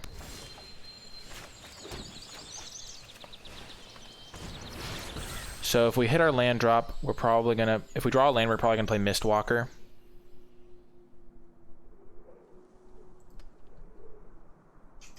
Because it's just more mana efficient. Even though getting a 3/3 onto the board is pretty appealing. But Mistwalker into the Bears of Lityara is really good if I hit a land. I guess I'll probably still play Mistwalker because I could use this to hit a land anyway. And so if I wasn't going to hit a land, I was still not going to hit a land. Ooh, red-green. Ooh, they're foretelling too. Probably a pack mate themselves. Nice. So we're going to play our Mistwalker. Next turn we'll play pack mate, foretell our other pack mate, and then we'll start getting the Bears of Lityara rolling. Rollin', rollin'. I don't know what song that's from.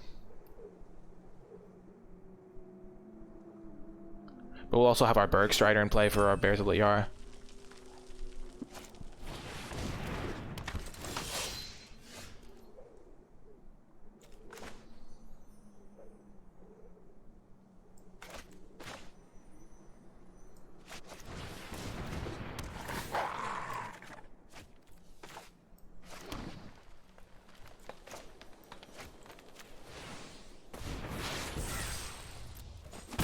So I can just block the Horizon Seeker.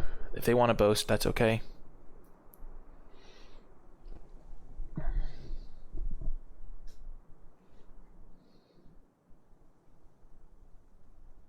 But I'll block it. They had to spend a lot more mana to get their card out of it.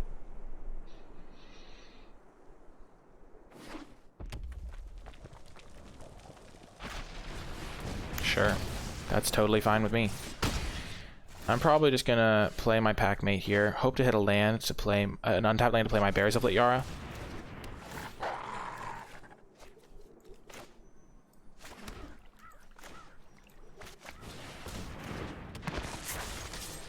So it's not the perfect sequence there. Next turn I can go Bergstrider on whatever they play.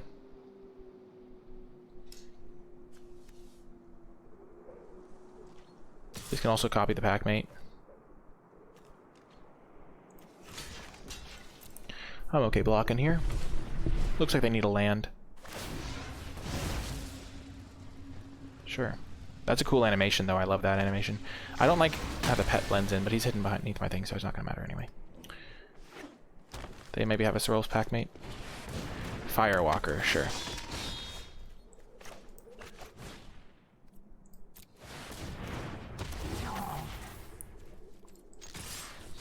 Curving Bergstrider into Bergstrider is really good. And if I draw a land, I can get Bears and this down on the same turn.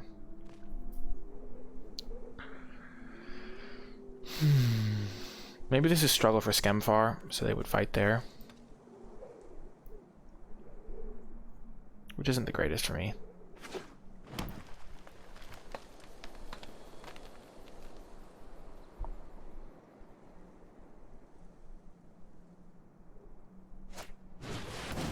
Okay. Maybe it is struggle for Skemfar. It's looking like it.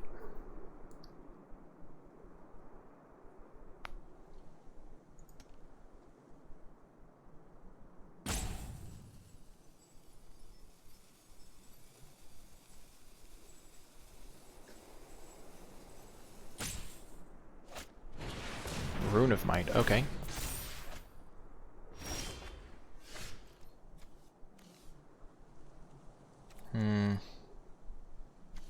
This is going to be a good backup plan because I can play these in the same turn once I hit another land drop.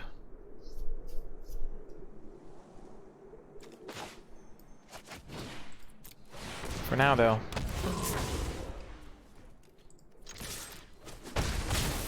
We're going to keep the pressure on with our Bergstriders. Bergstrider into Bergstrider is great.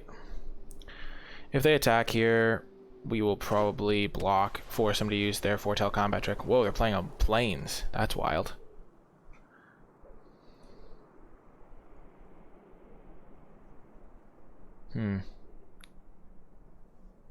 This card's really good, though. I like it a lot.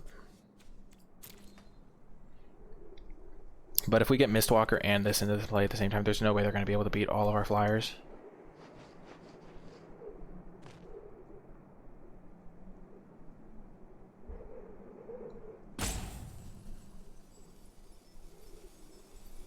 And they have to deal with these 4/4s that we have going on.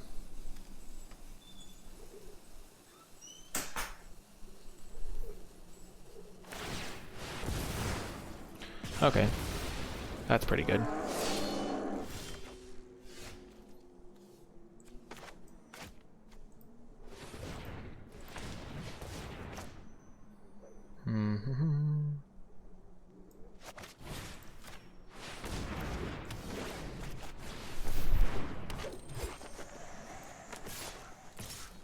They have to trade.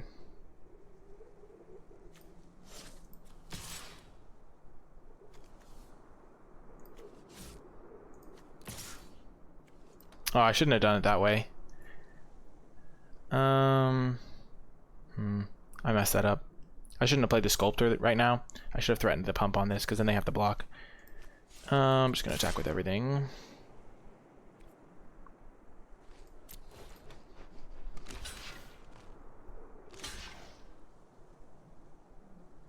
Wowza. Sure, we'll kill the 4/4.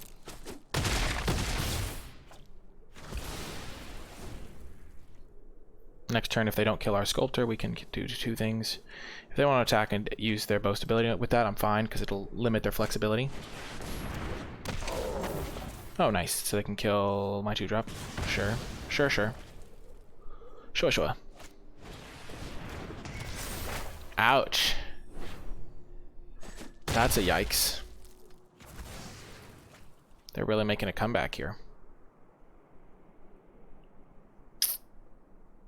You hate to see it. Drawing a land here would go a long way for me.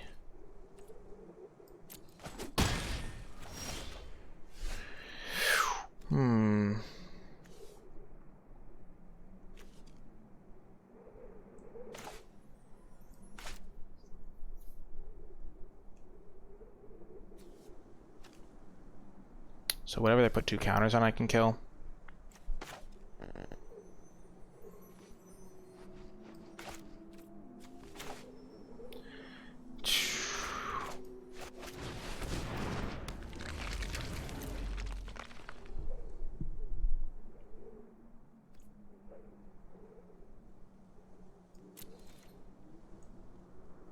Whatever they target with this, I'll kill.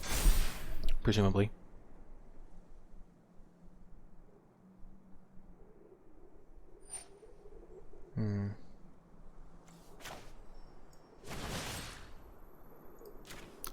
I guess not.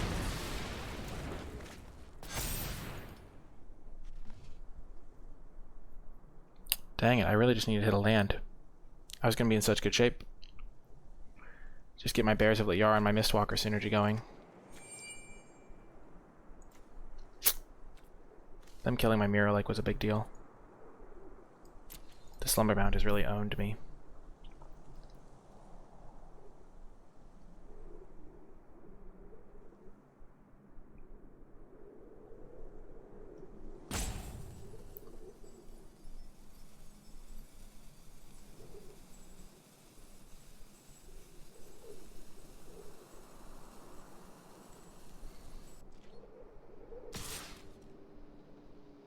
I'll block 100%.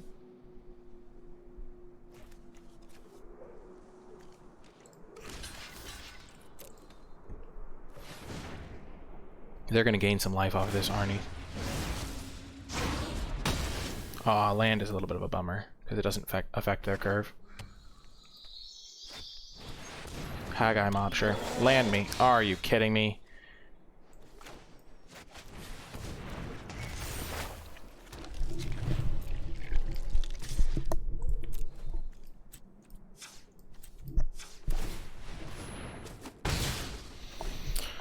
Oh, so they gain 8. So we have 2, 3, 4, 5. The problem is we're 18 cards in and we have 4 lands in play. They killed one of them, so yeah, we need like more lands to be able to function because our deck is pretty mana hungry. Even though we only have 16 lands, we have 3 Glittering Frosts. Oh no! No, no, no! Shoot, that's a bummer. Yeah, we're totally dead. Oh, that was a real close one. We almost got there. We were also 1 land off of... these are both giants. Yikes. There's the land we were hoping to draw all game. Oh, well. That's a real bummer. I feel like if I had drawn a land any point in that game, I would have been able to win. Maybe I was just supposed to go for the Lit Yara thing. But I really want to just play that and Mistwalker in the same turn. Playing the 2 Bergstriders seemed pretty decent at the time.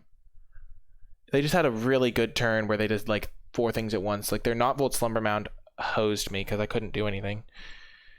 Oh, that was a yikes. Feels bad. Welcome to another round. We're going to bounce back. Still pretty disappointed about that last one. If I had ever just been able to play Mistwalker and the Saga in the same turn, we would have just won. We would have had 2 4/4s coming into play. That's just a lot of stats. But we never got to. They killed our land. We never drew land 6. If we draw on land 6 before they drew land 8, we would have been fine. If they both... we probably still just want to block here. We don't really have a thing to spend all our mana on anyway.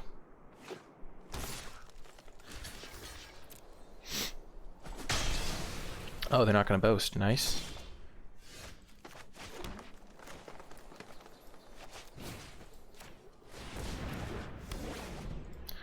Next turn we'll have 5 mana, so we can play both of these.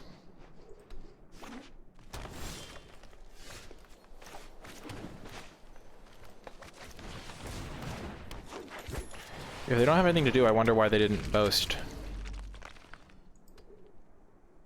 So this is where we want to draw one of our Behold the Multiverses. Or Sorrel's Packmate to replace itself. We have a lot of good draws here. Oh, crud. Well, we're going to have to kill that when they animate it.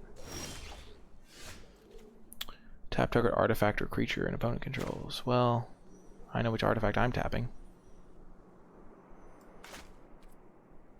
This costs crew 4.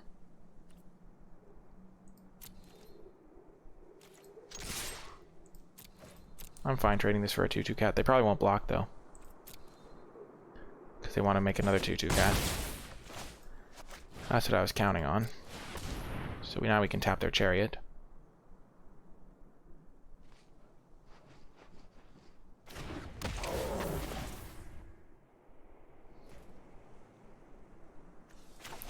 Green-white's not going to punish me for not playing lands, but I do have 2 Beholds and a Sorrel's Packmate in the deck, so we'll try our best to use our mana here.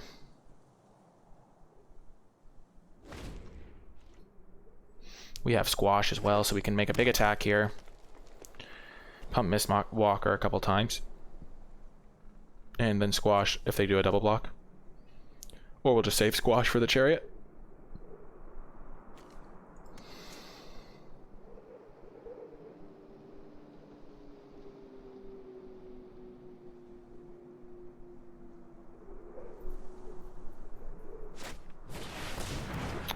Sure.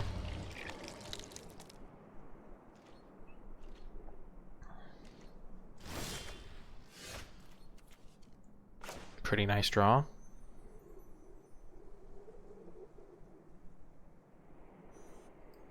So this can become a 2/3. I'm going to buff this first.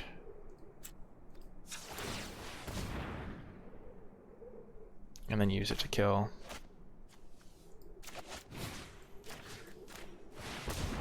because that's a little bit more effective. And I have Squash if they have a combat trick.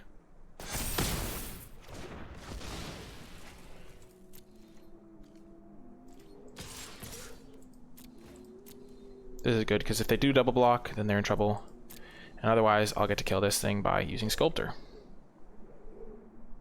If they had a 1-mana removal spell to kill Sculptor on my instant, that would be really brutal, but it's not going to happen that way. They're going to crew this up. I'm going to kill it, hopefully.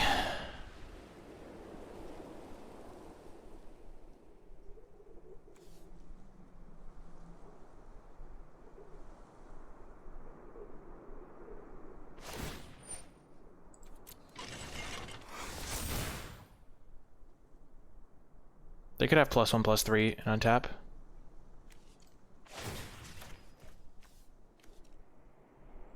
Which would get me. +1/+1 and hexproof in green would also get me.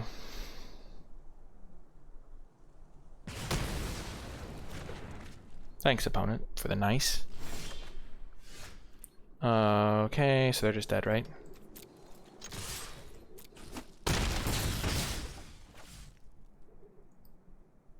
Oh my gosh, I was gonna double pump this thing. Well, maybe I don't win.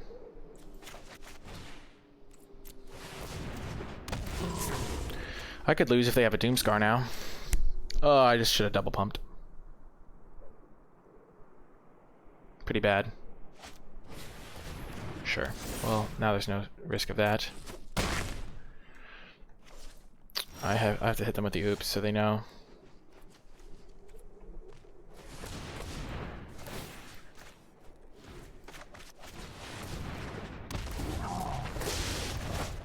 Pretty wild. Just bounced everything that wasn't my thing. I guess I bounced one of my creatures. Killed one of their tokens. Whew, that was a smooth game, except for when I missed the lethal attack. Ugh. One more to go. Let's see what happens in the finals. Welcome to another round. We are on the draw this time, and I think this is a keep. Because we have Packmate to help us draw into a third land. We have just our draw step, and we have Glittering Frost to cast all our spells once we get there. And we have 3 Foretell spells, so we can even spend our mana if we're going to be whiffing for a turn.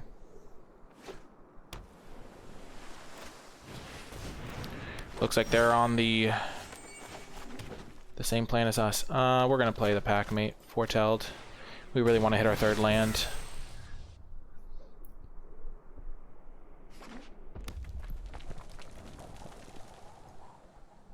If we had our third land, we could have gone for Sculptor and the real high upside play, but we just have to make sure we hit our lands on time.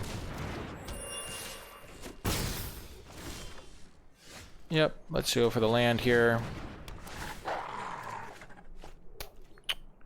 Well, we're going to get rid of Mistwalker. Bit of a bummer.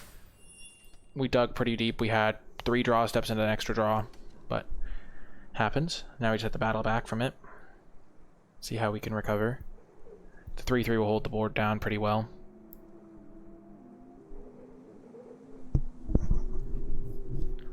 I'll just start playing my Sculptors of Winter so that when I do get my Glittering Frost down, it'll work out. Well, that's scary.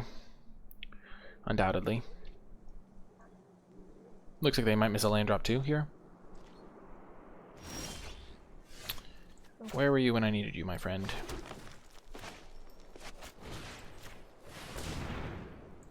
So now we have all the colors we need. Next turn we can struggle the Sfella.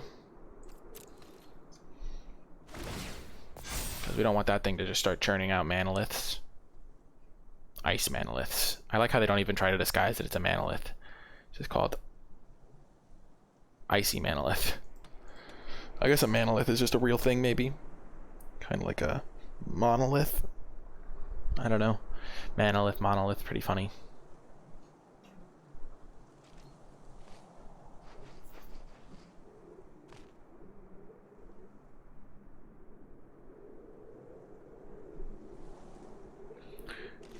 Okay, so they're not doing anything this turn. So I'm not going to fight into open mana. They're probably going to make a Manalith, though.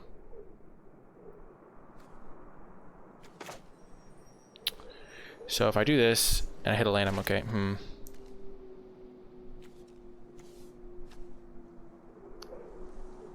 They could have so much here. We're just going to play 2 of these guys. It's essentially adding 2 mana.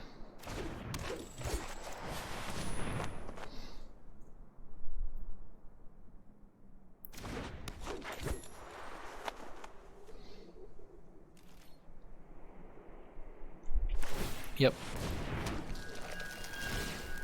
Both of us are stuck on lands, but now I'll have access to 2, 4, 6, 8 mana next turn.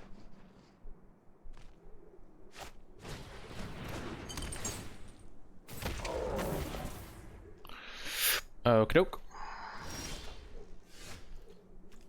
Even more mana. 9 mana.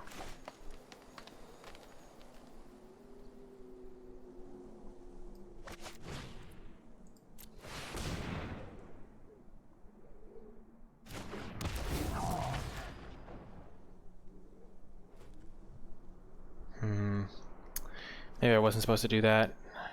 I kind of wanted to make a 5/5 though, so I could tangle with that guy.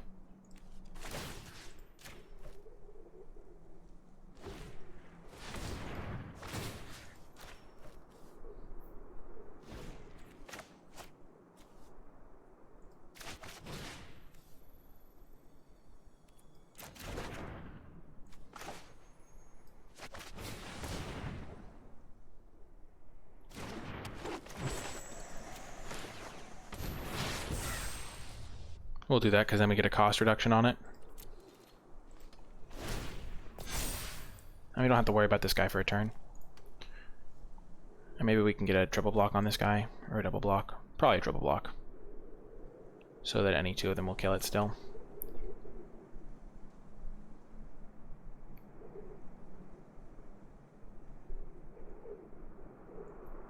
I could have tapped their ring. That's what I should have done, and then I would have fought this guy instead of playing another Sculptor and Foretelling. But this should work out pretty well also.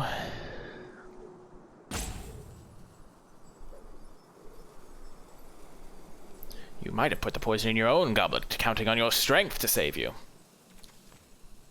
The ultimate battle of wits. This card's kind of irritating when they're on defense.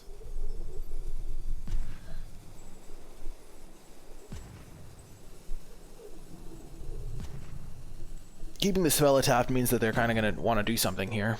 They do have 5 mana. Ah, the pillar.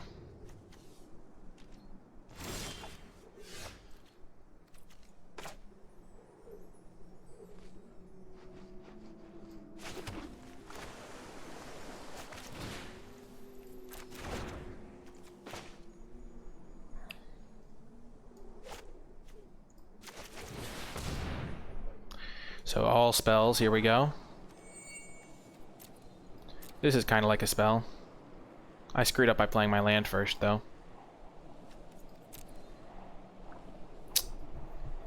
It gets me a Packmate and draws me a card. That's probably good. So I really screwed up by playing that land.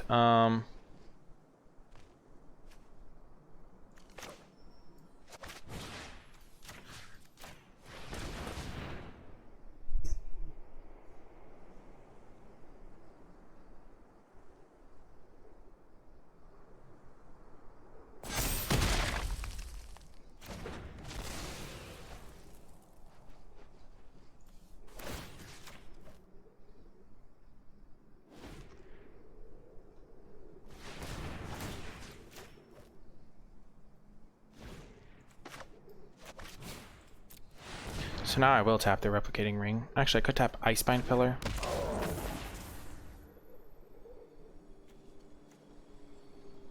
I'll tap one of their lands.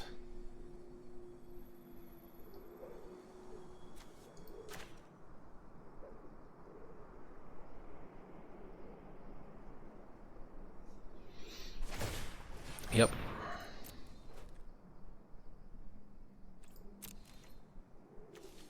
Not playing this. Playing an island was a pretty big mistake there. I totally forgot that this was a card that I would want to scry into.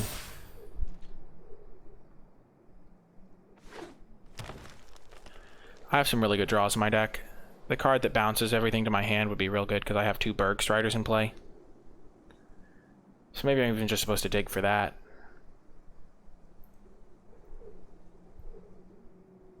It doesn't bounce their giant, though, still. Ugh. It bounces the token that makes it even, which is even worse.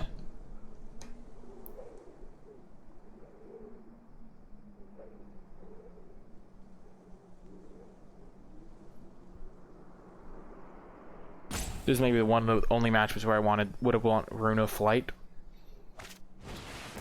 Oh my gosh, that's a really good card. 4/4 that kills one of my creatures. I wish I had that right now.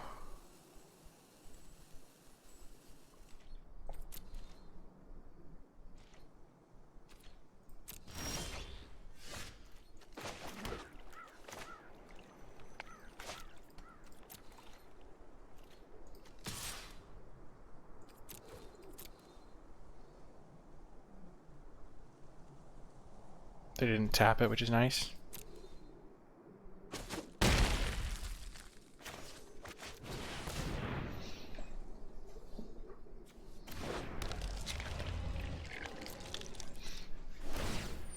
Okay, this ring is getting kind of dangerous here.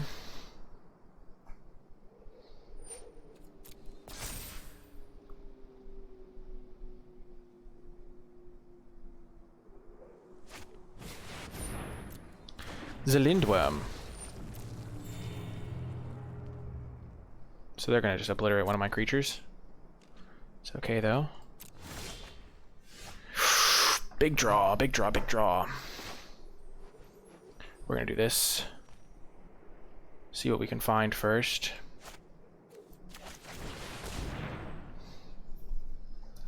Spells, please. Ooh, Arnie slays the troll. Can be used to kill this changeling. I don't think I want that guy right now, though. Because I want to take for my Cyclops guy.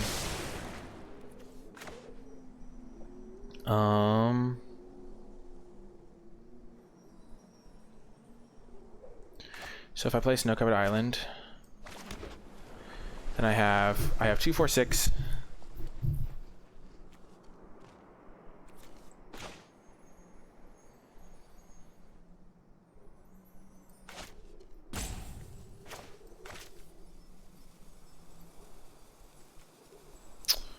This is a problem. What a bummer that I won't get to use this properly.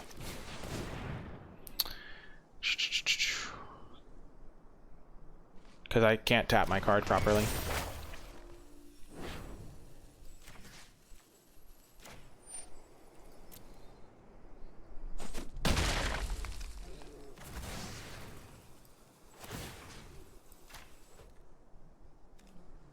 Two.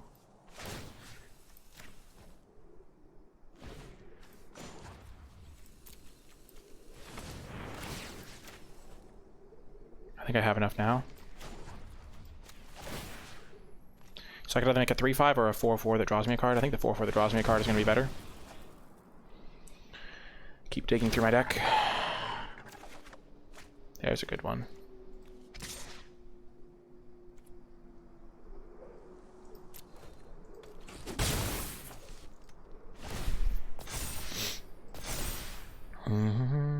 So they're going to kill my flyer, maybe? Or what do I want to have Bergs? Okay, just my flyer. Sure, sure.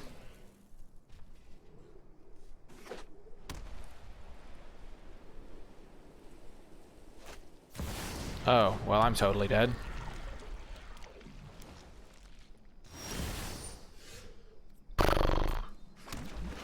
Big draw. Yikes.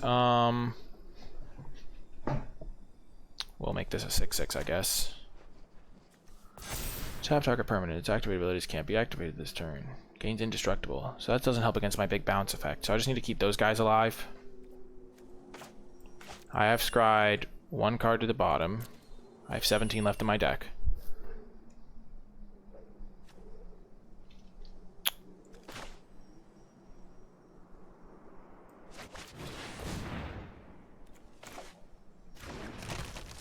Well, this is a bomb to end all bombs.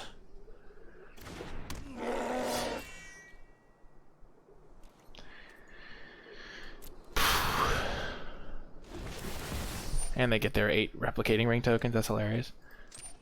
We might lose this game.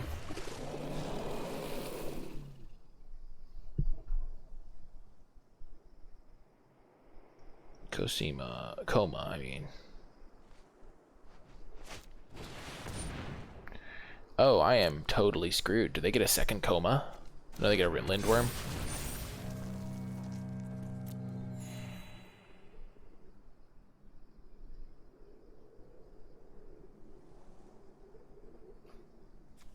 So they have unlimited mana. I feel like their deck is kind of weird. They have this double green, double blue card, and yet they have red and white in their deck. Eh. Unfortunately, that's also not a giant.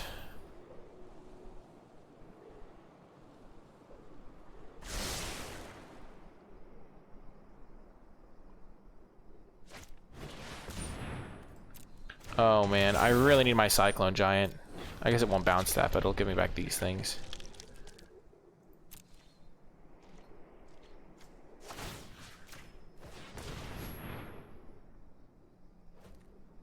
Cyclone Giant.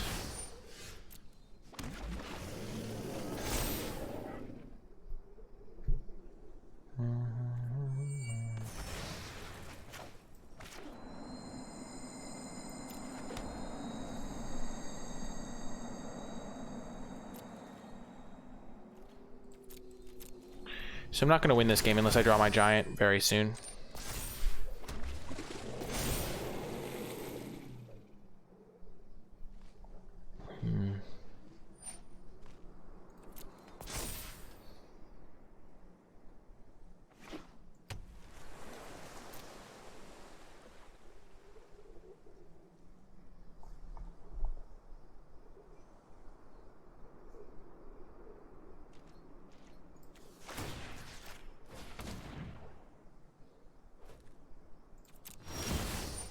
Big draw, Cyclone Giant. Nope.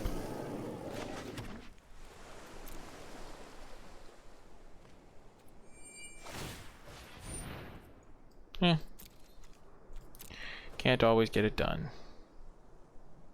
I think we're just dead to their damage. We'll wait one more turn. If we're not actually dead, we don't want to just have ourselves die for no reason.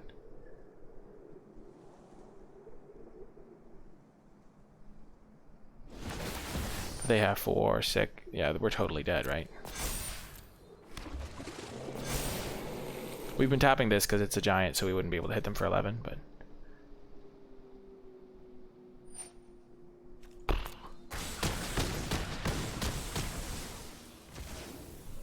They have a very good deck.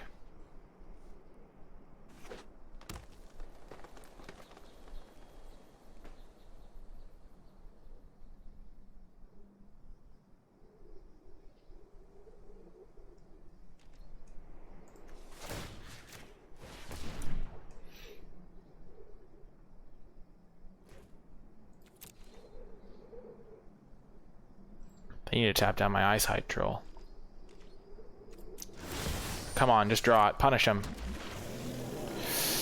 Gosh. Shucks. But yeah, we're totally dead. I think now if they tap our creatures down... What the heck are they doing? Why are they waiting? They have 7 tokens. That's like more than my entire board already.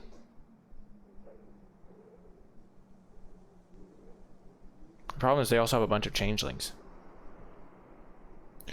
And I don't even have the power of giants to take them down, really. I just would kill like 10 tokens, which is pretty good.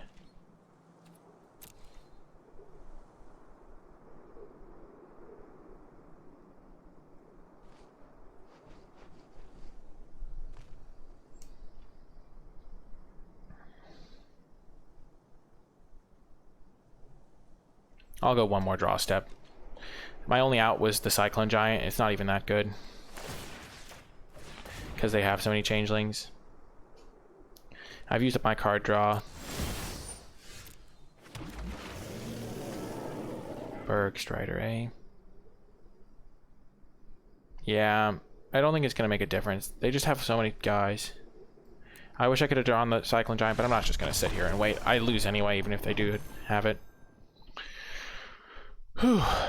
See you folks in the next round. It's the finals, 6 and 2. Will we get the max wins on our first try? We'll have to find out. Welcome to another round. We are going to keep this hand on the play.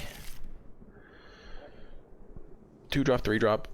We don't have a snow land yet, but hopefully we hit one more land or a glittering frost, and then we're off to the races. 2-drop, 3-drop, 4-drop potentially if we hit a land, and then refill. And this card's really good if I hit any snow land. I guess I have to hit a blue snow land. I mean a green one.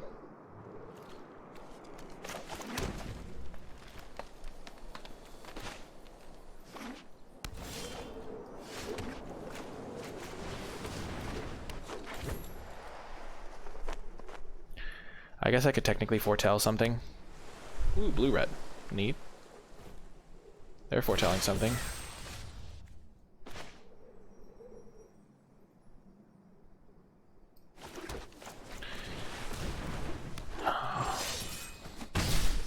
I think it's nice to just get off to a good start. This thing's gonna come down in turn like 6 or something.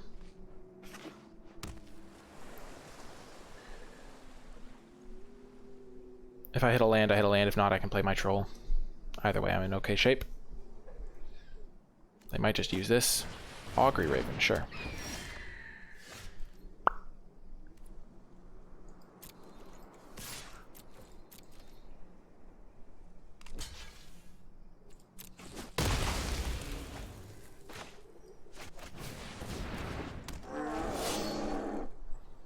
It's a little unfortunate to miss on my 4th land, but it's not the end of the world. My deck can bounce back. I need to be afraid of this thing a little bit. It costs 6 mana if you include the land itself, so there are 2 lands away from it. So I don't want to extend my multiple sculptors into play, probably. Sure.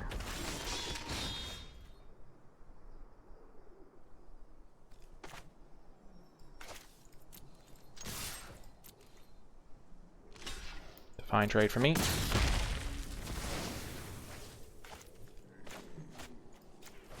We're going to foretell this so I can hit my land drops. It's a bit of a bummer, but I think it's better than playing the Sculptor out. I just need to make sure I don't miss my land drop for the 5th turn in a row.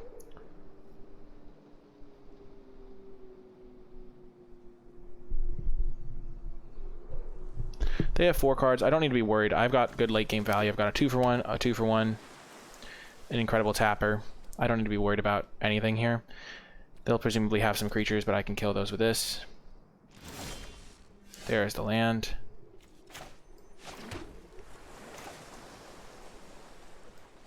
We're going to play this and then use the Behold the Multiverse on end step.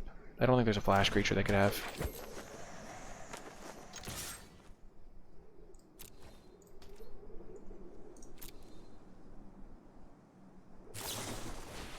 Sure thing.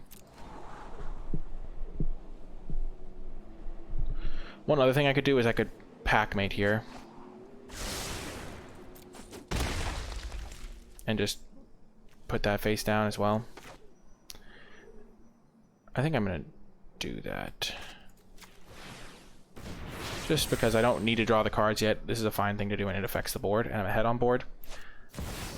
Oh gosh. Well, I'll take 8, but I guess I'll do it.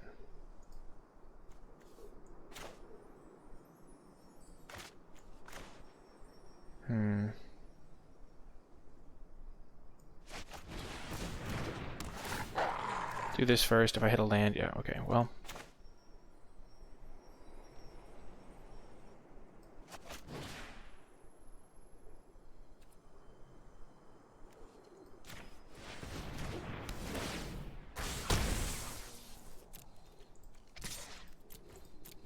Now I'm in trouble. Now I am in trouble.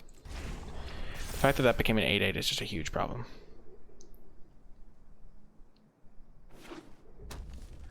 I guess I should have cast this on my turn. Like, what am I waiting for?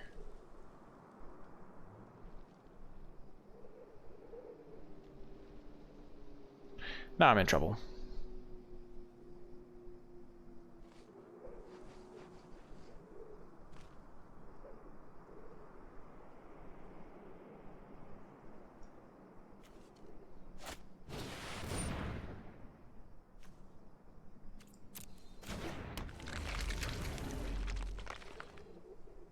So I can play Icebine Pillar and tap that.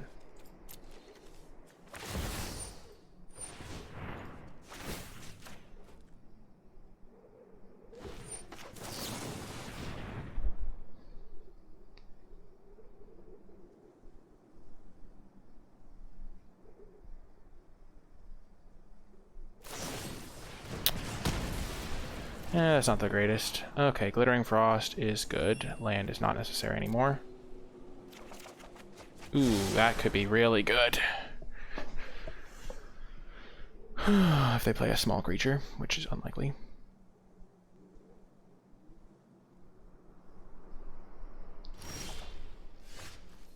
So we hit a land, so we can put tap, tap, tap.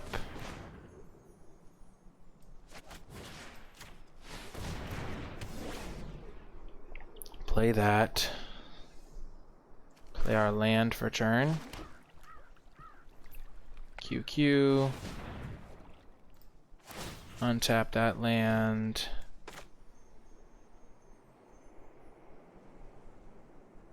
Play this. Tap. Attack for 3. I think that's okay as a sequence.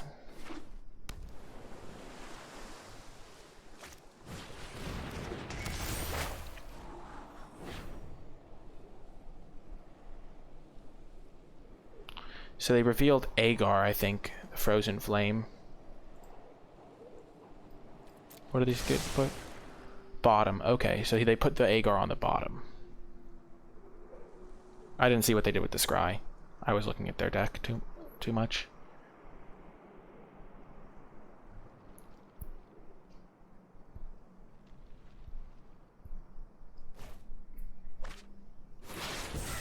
Okay. What are they naming? Land? Wow, they keep hitting lands off that. That's a bummer. Well...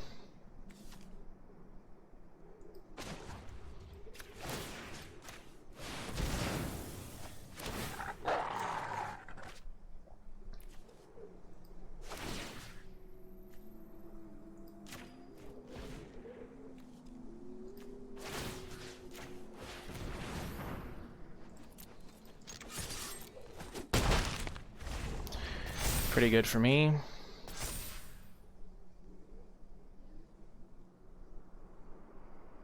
I can go Mistwalk or Squash next turn. I have 2, 3, 4, 5, 7 mana. And they could take lethal because I have Squash. Arnie slays the troll as well. So depending on how they tap here, they could be in trouble. Oh my gosh, that's not what you want. 2 damage to each creature, so... So they have 5 mana here. 6 mana if they play a land.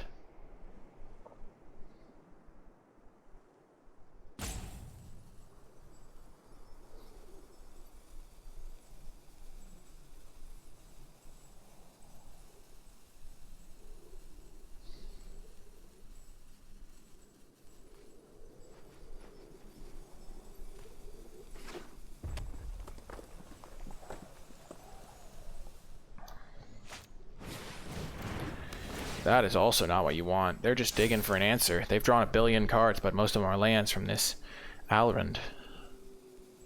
I wonder what they have face down. If it was a deal 4, they probably would have used it already. Oh, it's that? Well then. They only have red mana up. I guess they have the treasure.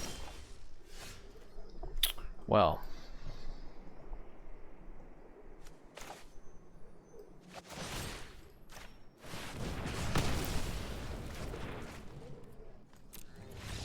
Boom! We managed to beat the Alrund. My gosh. When they played that on turn 5, had an 8/8 and drew 2 cards, I thought we couldn't possibly win. But we got there in the end. My gosh.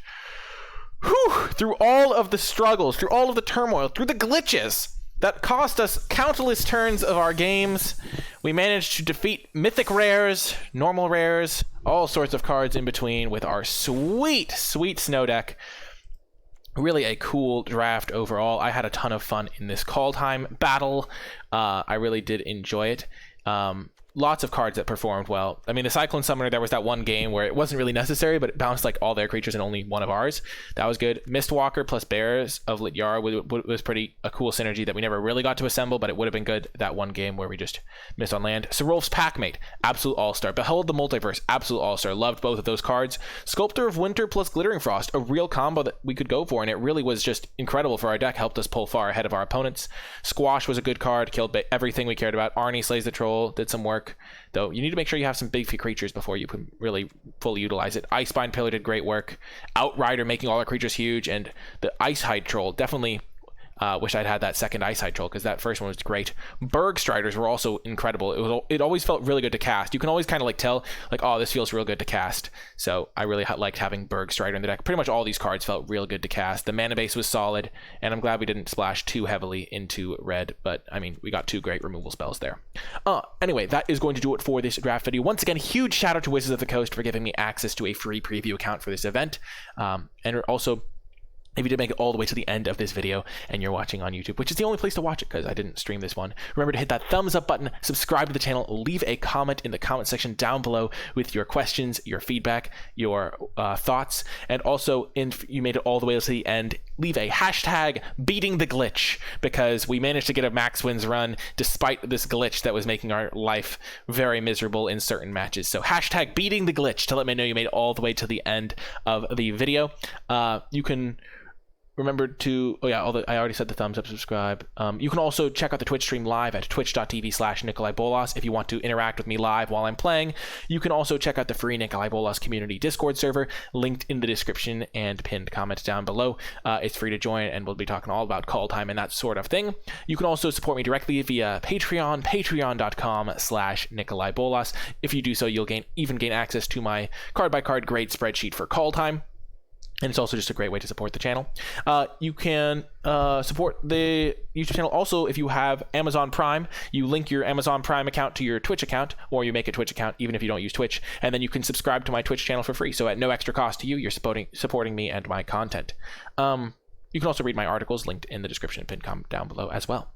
But with that massive outro done, I really do hope you enjoyed this video. Above all, I really enjoy making these, and I hope you enjoy watching them. That's going to do it for this one, though. I hope you enjoyed. Good luck in your own Kaldheim draft, and I'll talk to you folks next time.